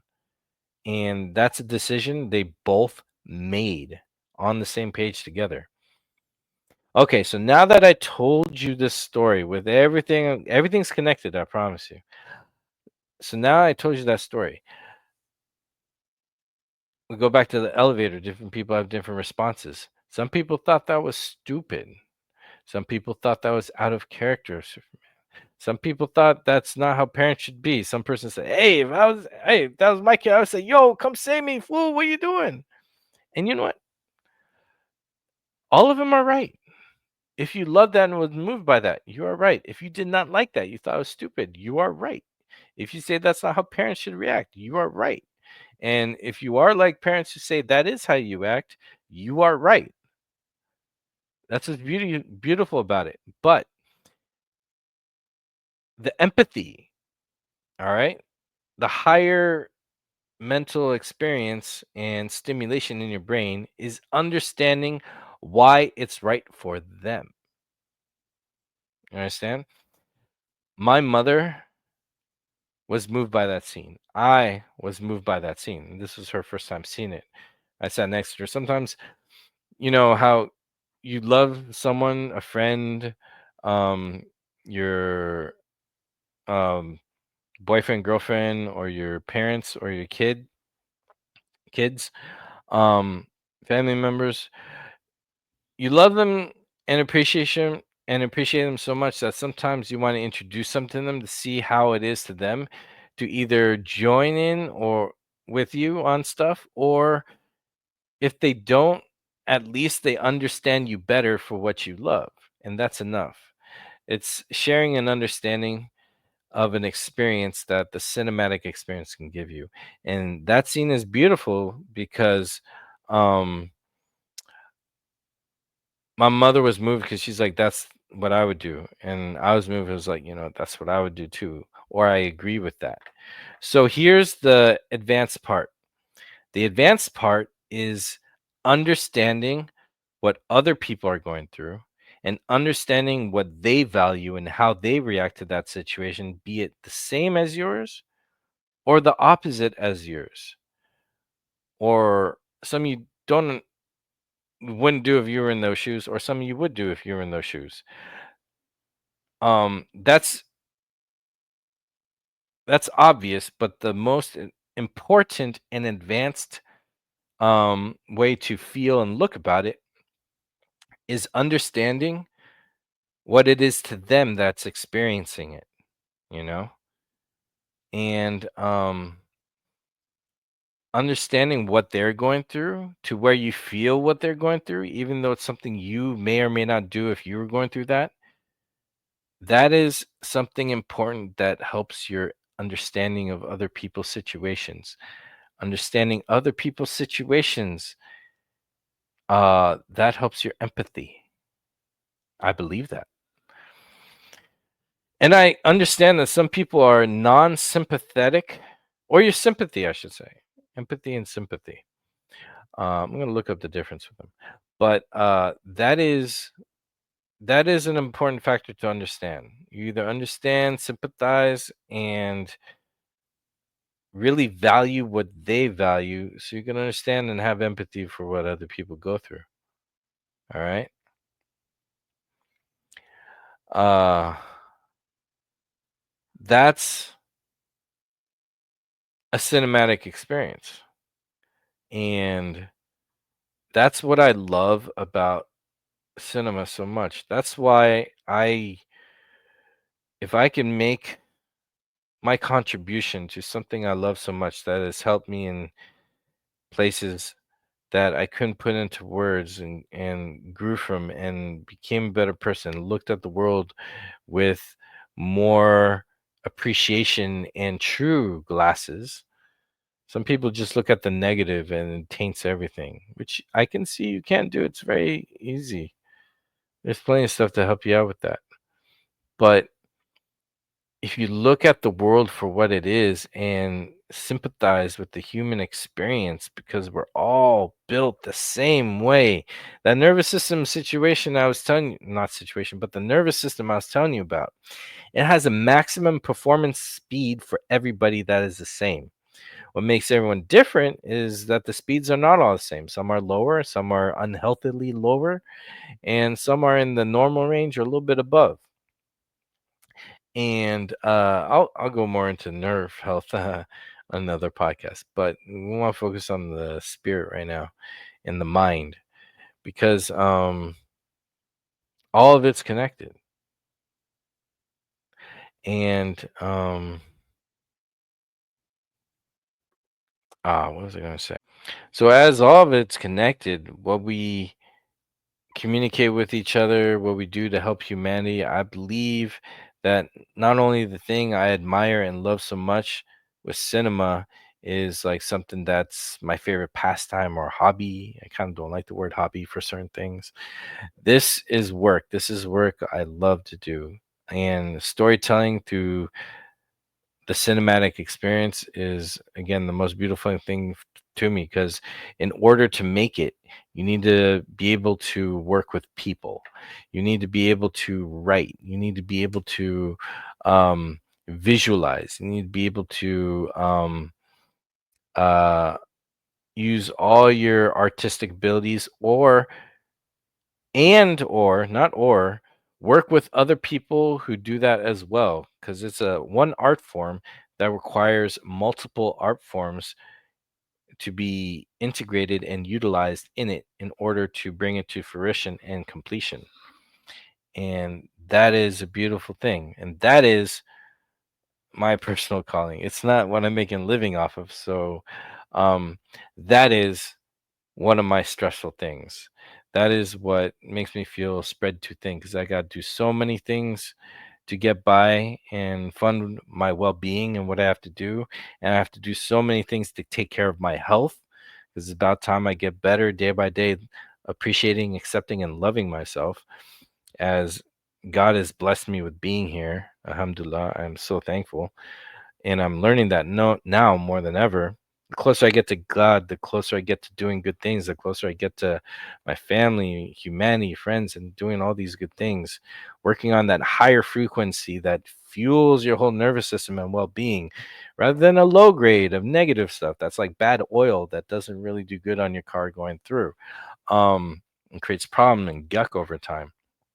Working at a higher frequency, doing what I can, because maybe in my crazy mind, the cinematic experience I can contribute to will help someone else who's like me, who's going through this stuff in life. I don't know if that's crazy or not, if that makes sense, but it's if I was in that movie situation where the angel asked me what was my favorite thing, a cinematic experience. And that's what I hope to contribute to. And that's why one of the reasons why I feel spread too thin. Now I need to be wrapping this up. I'm trying to keep it under a certain time length. So um we get to the meat of this whole thing. I might do a part two, but what's going on in the world, what's going on in our government is super, super, super, super key. Now, it sounds like I was going a little negative on social media apps and our technology, but the blessing of technology is increasing the ability of communication. When you increase the ability of something, you also unfortunately increase the negative side of that. What's the negative side of communication? Miscommunication. What's the positive side of an age of information? Isn't the negative part of an age of information is an age of misinformation as well. Propaganda has more avenues to affect, and falsities have more breathing room. So the ability of enhanced technology and communication is that the problems that have been going on in the world, in humanity, in society are being recorded more. A lot of people say, oh, the olden days are better or this is better when they refer to looking backwards. It's only because we were more ignorant. We had less abilities to understand what's going on the other side of the world. Now, if you had the advanced technologies and the power to see what's going on in the world, and you know that the masses back home in the nation that you're from don't have access to what's going on in the other part of the world, they won't see what you're doing for good or bad. And if you have power, people with power, do they always do the right thing, or they use their power to acquire riches or more power or both? You know what I mean? And they get away with it because no one can see, there's no witnesses.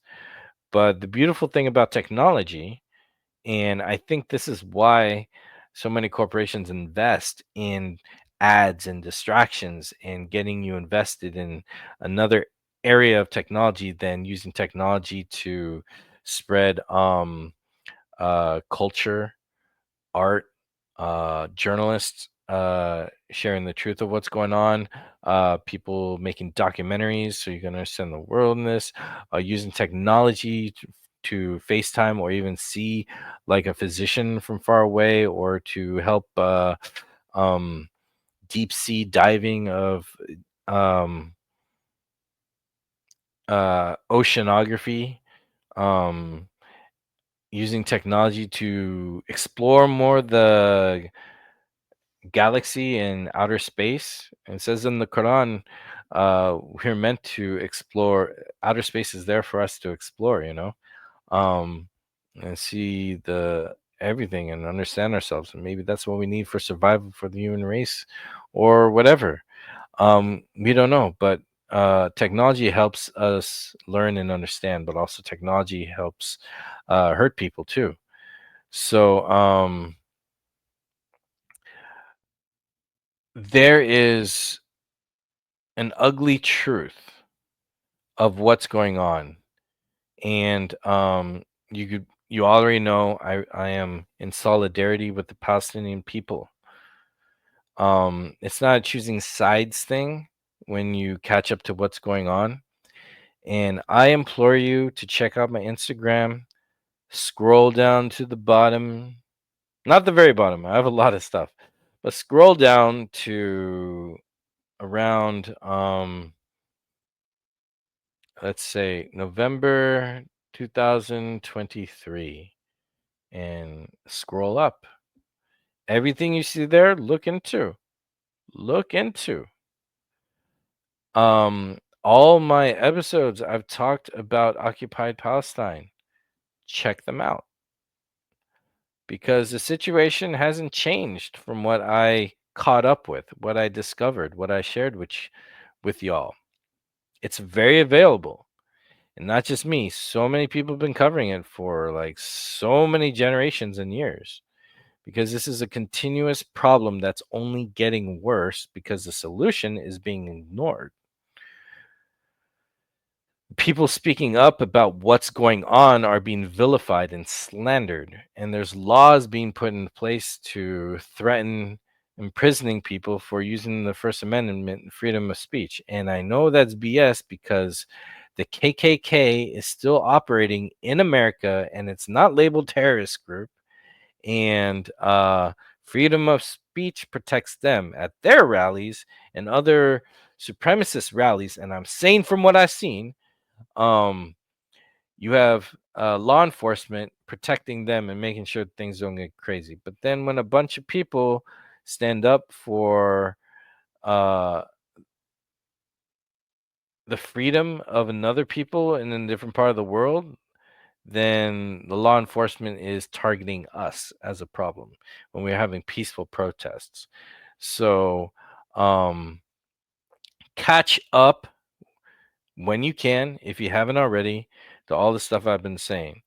But I will repeat what I need to repeat and I'll address what I need to address because I have no stakes in what goes on in occupied Palestine other than I care about people. I care about how we care about people as a nation, as Americans, because if we're really a great country, we should be about doing the right things for the right reasons, therefore, truly being a great country. To me, greatness is measured by goodness. Greatness isn't measured by power and strength. True strength is from goodness. True strength is from upholding moralic, that's not even a word, moral standards for everybody. Humanity is everything. Like, I know there's a lot of people who care about the animals more than humans, the planet more than humans, and a lot of times we need to practice that ideology if we're going to make it. But we're so obsessed with the system of consumerism and our routines and our schedules, and with everything that's going on with the pandemic and being distracted more often these days in our minds with our devices. Many of us can work at home. We don't even need to go to a grocery store. Everything can be mailed to us. So it's kind of like we're being turned into the society of open prison cells, bigger than an open aired prison. So, um, is that how you control a society? By numbing us down? Is that why we're not happy because we don't spend enough time working on ourselves, increasing that dopamine? I've been unplugging bit by bit so I can focus on my creative process. And it's been showing me a lot. And I thank Allah for this every day because since I reverted to Islam, um, I have this new goals with me to, obviously memorize the whole holy book, the final testament. And this is my choice. I'm not trying to preach, you do you. Because what I found out when I found out the truth of Islam, not to turn this into a revert story, but I was shocked that, oh, it's talking about God, the same God I always believed in. Oh, I don't have to relinquish my love and admirations and learnings from the teachings of Jesus Christ, peace be upon him. Like that doesn't go away. And oh, this is what really happened. And oh, the the 10 commandments are here too and more. Oh, this mentions outer space and a whole bunch of scientific and crazy geological uh like cheat codes, not cheat codes, but spoilers of what mankind discovered later and still is discovering now. That has been, it's like mind blowing. And the fact that it is like a director's cut of the word of God. And even there's a scripture, I have to find it in the Bible, that says followers of God will sing his words, something like that. Someone help me, I'm going to find that scripture and I'll put it in the description once I do, because there's some beautiful things in the Bible, of course. I believed in it for so long. But the word of God is a director's cut. You know what I mean? Nothing, no offense to the Romans. And I know, Paul, you did your own thing and all the quotes in it. And from people who were around the prophet. And, um, it's a collaborative community work to put a very special book together for the time.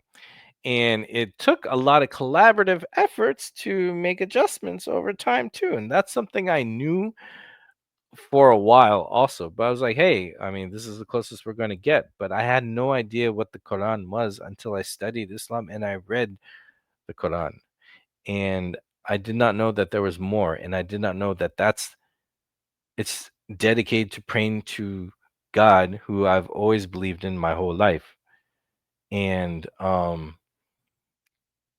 the gifts we have, like for me, art, storytelling, and just like anyone else has a gift for athleticism, someone has a gift for numbers, someone has a gift for uh physical tolerance to do a lot of heavy lifting with no problem. Everyone has these gifts that we can contribute to better ourselves and give back to humanity.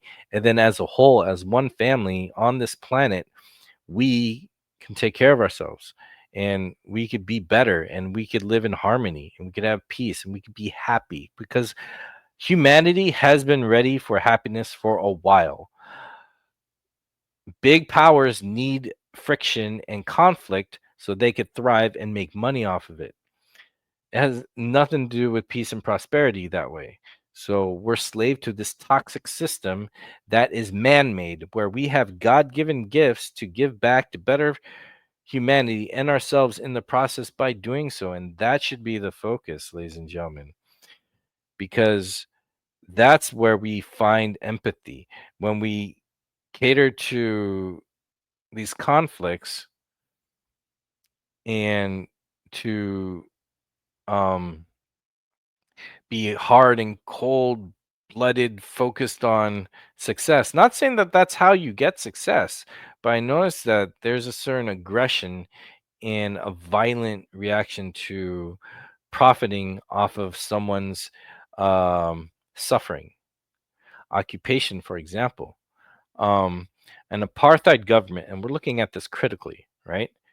And an apartheid government and societies where there is equal rights for one group but no rights for another, and when those people don't have rights, You could do whatever you want to them. You could hurt them, you can kill them, you could steal from them, you could abduct them, you could put them in prison, and you can torture them and rape them if you want. That type of society sounds crazy, right? And if you know, you already know. But if you don't know, that is an active working society. That is a government's laws. Is that correct? See, what we're seeing is a situation that was advertised as something horrific. Then slowly later down the line, the truth came out that it didn't even happen that way. So many these victims weren't even didn't even happen. These ones were actually killed by their own government, and the truth came out, but in trinklets after people already bought into the lie. Why? Because that lie was the reason they ran with to target civilians. And I've gone over the details of this, that they labeled that whole demographic of people as terrorists, and they're killing them all, so there's no future terrorists. Because oh my gosh, giving people freedom and equal rights in the land that they live in is something they cannot do. So the alternative of solving the problem, or the problem that they created of the problem, and they see the problem, and when I say they, I say the government in power, to solve the problem is to get rid of all those people. Now we have my president looking at their land as real estate. Now, I don't want to be a broken record anymore. And in short, free Palestine. Um, all that, all that. Let's zoom out a bit. All right. Let's get back to what I was talking about, the death of empathy. How difficult is it? How difficult is it to recognize um, murdering people is wrong? Now you can say, of course, murdering people is wrong. Oh, what are you talking about? You have that weird reaction, right? Like you're shocked that I question you, but I am legit questioning you. Murdering innocent civilians, men, women, and children is wrong. Targeting them is wrong.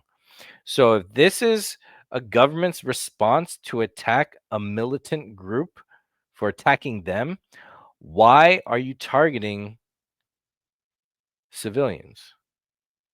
Why are you targeting and have killed around 1 million? The numbers have barely come out, but from our president like a month ago, according to what he said, we are close to 1 million men, women, and children murdered.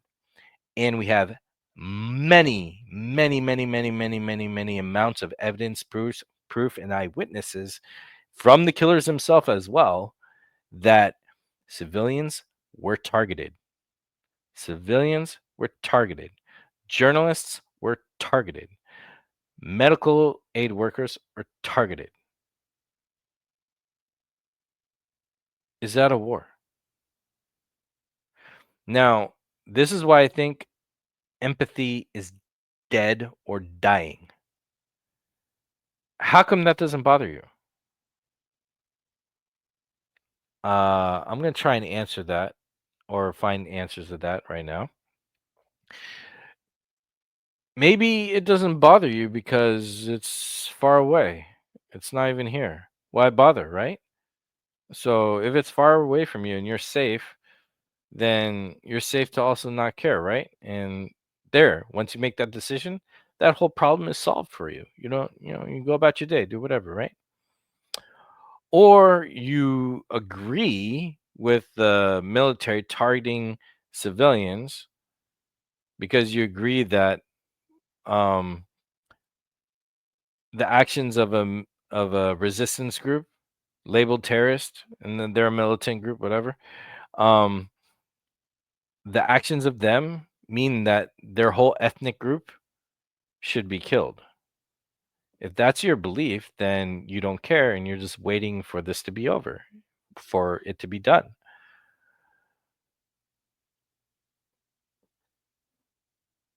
Or you really don't like that demographic, you're racist and prejudiced to wish them gone, that you don't mind that things happen to them. Or you're in disbelief that it doesn't happen. Maybe that's another response. Or you don't want to have a response because you might get in trouble. Now, I'm not telling everyone what to do. I'm not telling everyone to be an activist. I'm telling everyone to listen to me and don't rely on the networks that have been proven that it's been proven that they lied to us. All right. There were no 40 beheaded babies. No one was raped. All right.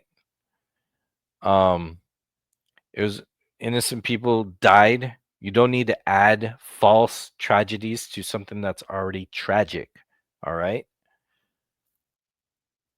Does a crime of one group, and this is just in general, does the actions and crime of one group warrant it's okay to do crime in retaliation and outdo it if that's what you saw that they did? Which, it's wrong to kill people. It's wrong to abduct people. But the problem is one group gets to do it abundantly, daily, all the time, and they get praised for it. They get support. They get our tax dollars. And this is criticizing a government. This is criticizing a military operation that has blatantly said recently that it's not about, like, the hostages are expendable, that they should just focus on killing all the Palestinians. This is real. That doesn't bother you. Again, questions I have. And I see how it doesn't bother. And also, it takes effort to know the truth, especially when the people responsible for giving us news are not telling us the story. They're avoiding facts to protect their benefactors and protect their uh who's giving them sponsorships, funds, who owns them, which happen to have relations to the government that's killing these people and stealing everything from them, their hopes, their dreams. Now, I was talking about the human condition, that everything we're going through, my self love, the way we respond to traumatic situations or life experiences, the cinematic experience, how it helps heal and all that. I'm sure you all feel some level of that. Why can't you care about people who are being slaughtered? People who have the rights taken away from them. People who are being slandered. Children who are being murdered. I was reflecting back on another instant where they have a drone. All right, this is true. A drone, a quadcopter kind of drone, flying, hovering through the area, playing on speaker sounds of children calling for help to get Palestinians to show up, and then shoot them from the drone that's armed with a little mini machine gun, killing Palestinians as they draw them out, luring them with the cries of injured children. Think about that, please. Is that right or wrong? And that's just one story out of many that happen daily. So I'm spread too thin because I'm also trying to keep the conversation going, because it's very important that people have freedom, because that's the solution of this problem. 1948, Sri Lanka gets control of their country. The British left, and there's two ethnicities in Sri Lanka: Sinhalese and Tamil. The Sinhalese had citizenship. They did not recognize citizenship of the Tamil, and that caused problems. That caused ethnic cleansing. Uh, that caused ethnic cleansing of the Tamil people and displacement, which is wrong. And I could recognize that, even though my family ethnicity is Sinhalese. So that side of the family, right? So, am I to side with the people in power because they're my same ethnic group? No, it's wrong to do not deny that people. And citizenship and freedom, they live in Sri Lanka too. They're Sri Lankan too. Just because they're what darker, they have a different faith. They're it's just oh man, the racism is crazy. But then that caused resistance groups and a terrorist group that we hear, and there's a lot of violent fighting, especially in the late '80s, mid to late '80s. Over time, things changed in the government. Citizenship is granted to all Sri Lankans, Sinhalese, of course, and Tamil. Fighting over time stops. There's still some problems. It's not perfect, but every human being that's Sri Lankan has equal rights. As far as I know from here. And there's no more fighting. The the right thing to do, why is it so hard? Because the wrong thing to do is profitable. Again, we go to that analogy of the attacker and the victim. It's about who decides to exercise what power they have or think they have on someone they believe is weaker than them, or someone that they just want to take it out on. Multiple reasons, but someone chooses to fight for the power to affect someone's life in a malicious, painful way. So, you witnessing that, where's your empathy at? We have, man, what, my state like sent like 2 billion over to that government. We could help the homeless situation here, help the housing issues here, help our state, help our people, help America, help the American people. Like, what happened to that? Where was that? Where'd that go? Now, talking about stuff is getting, what is the word, illegalized, even a word? What's that tell you? All these things are telling me I'm right. All these things are telling you I'm right.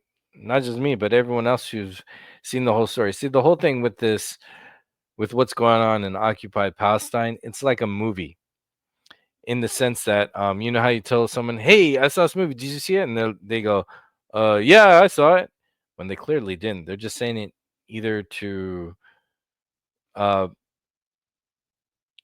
I don't know why. Like, I've said this lie too in the past, where it's like, "Oh, did you see that movie?" It's like, "Oh yeah, I did. Yeah." Maybe to speed up the conversation or to not hear anything of it, saying, "Oh, he did see it, so I don't need to talk about it." But then they quiz you, and then you can tell right away when someone said that they heard a song or watched a movie or watched a show that they didn't. And then when that comes out, maybe they say, "Oh, actually, yeah, I didn't finish it. I only got this far." Sometimes it's true. And but you could tell. So when you talk about the um in the last 18 months, 19 months now, um in all that time, when I've talked to some people about it, when the situation came up, when I feel like I don't just go around just get in people's faces and say, "Yeah, this is what happened. What do you think?" But when the subject arises, I bring it up, and it's like that moment where you could tell who got far into the series or movie based on the information they don't know. And I it's crazy when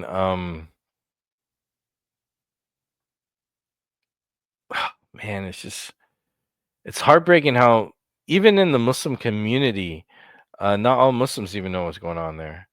This is not even a religious thing even, but the fact that Palestine is predominantly Muslim or was, um, and Christians and Jews have lived there perfectly fine for so many thousands of years. It's only recently, with the apartheid regime, the birth of that regime, that there's problems. Um, It's not really a religious thing, but the fact that a lot of Muslim brothers and sisters are there, because in Islam we have the ummah, the collective, all of us, where if one of us is hurt, then all of us is hurt. The idea is that we're supposed to be extending a loving hand for all of us, and it doesn't. That's like the idea. That's the family, but as a family, we have neighbors. We have people who are not of our faith, and guess what they are part of? They're part of humanity, and the Quran is very specific. It says to to save one human being as if to save all humanity, and to hurt one human being as if you've hurt all humanity. So we had this duty to humanity because that's part of our family too. Maybe not our immediate family, but our extended family and friends and neighbors, you know? And the person passing by, the stranger, we're all part of humanity because we're all under the same God. We're all on the same planet, spinning in this crazy vacuum of space that's bigger than any far we could run. If we were able to run in space, we couldn't even get to all of it in our lifetime. It's insanely huge, and how small and how precious we are here. Like, zoom out, look at the big picture, people. We are all we have. So my big question is, why is it so difficult to empathize with other people? What's so difficult at having sympathy? What's so wrong with having sympathy of people who are oppressed, people who are occupied, people who are being ethnically cleansed, people who are being brutalized because of their ethnicity? You could be in denial that that's not the problem. Maybe that's one. Um, and I could hear the question also. Why should I care? Like I said before. It's not here. It's there, right? Um, I think financially we have to care because we're paying for it. That's also a fact. So we should care. This is America. We're supposed to be a great country for truth, justice, and freedom. W- And since we have like what 180 military bases in 120 countries, we're pretty around the world, empire like, right? So we have to care actually. But the fact that people are being murdered and slaughtered, displaced, abducted, abused, tortured because of their ethnic group.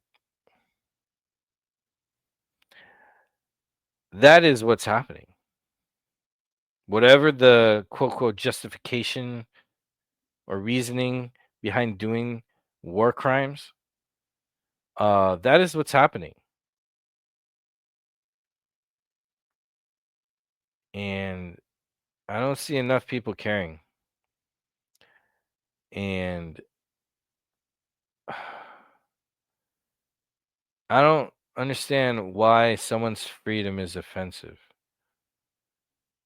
Is it some old school logic thinking like, oh, if we free like mid 1800s, imagine you're there, right? And then it's 1850 and people are like, "Oh my gosh, if we free the slaves, they're going to kill us all."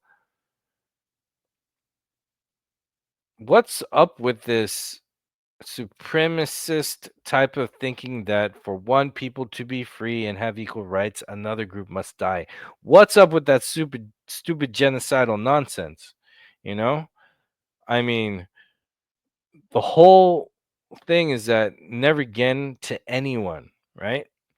There shouldn't be a holocaust on anyone. There shouldn't be a genocide on anyone based on their ethnicity, based on their faith, based on their wherever they are or gender or however you classify or separate people in this stupid separation type thinking. That's not the answer. Equal rights for everybody.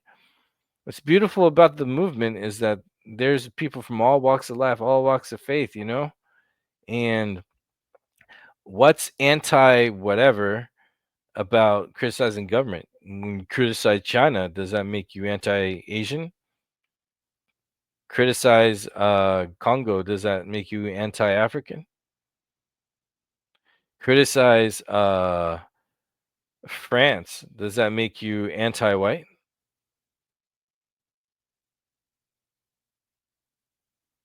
I know there's a lot of people who are not primarily of that demographic, but you see where I'm going with it. Or let's say anti-European, you know. How does a government represent ethnicity other than a government that's trying to ethnically cleanse where ethnicity is a key identity to them because they're the ones with the racist logic, not us. And also Arabs are Semitic people too. So to isolate anti-Semitism to only one group, but ignore the other Semitic group that you're actually vilifying and slandering and trying to kill, like, uh, it makes no sense other than to create a false victim card uh, to be advertised as a reason or justification to abuse a whole demographic of people. And that's what we're witnessing right now. That's why I feel that the fate of Gaza, which is getting worse, is the heart of humanity right now. Should Gaza fall and the ethnic cleansing completed, that's taking the soul out of humanity going forward. You think people who expand power stop at a certain limit? Do you think such factions who invest so many years in slaughtering people to create a society and protect it to this day with our tax dollars, do you think that is the limit? Do you think that is where that ends? People, you're sorely mistaken. I've seen the picture of the map of greater isn't real, you know?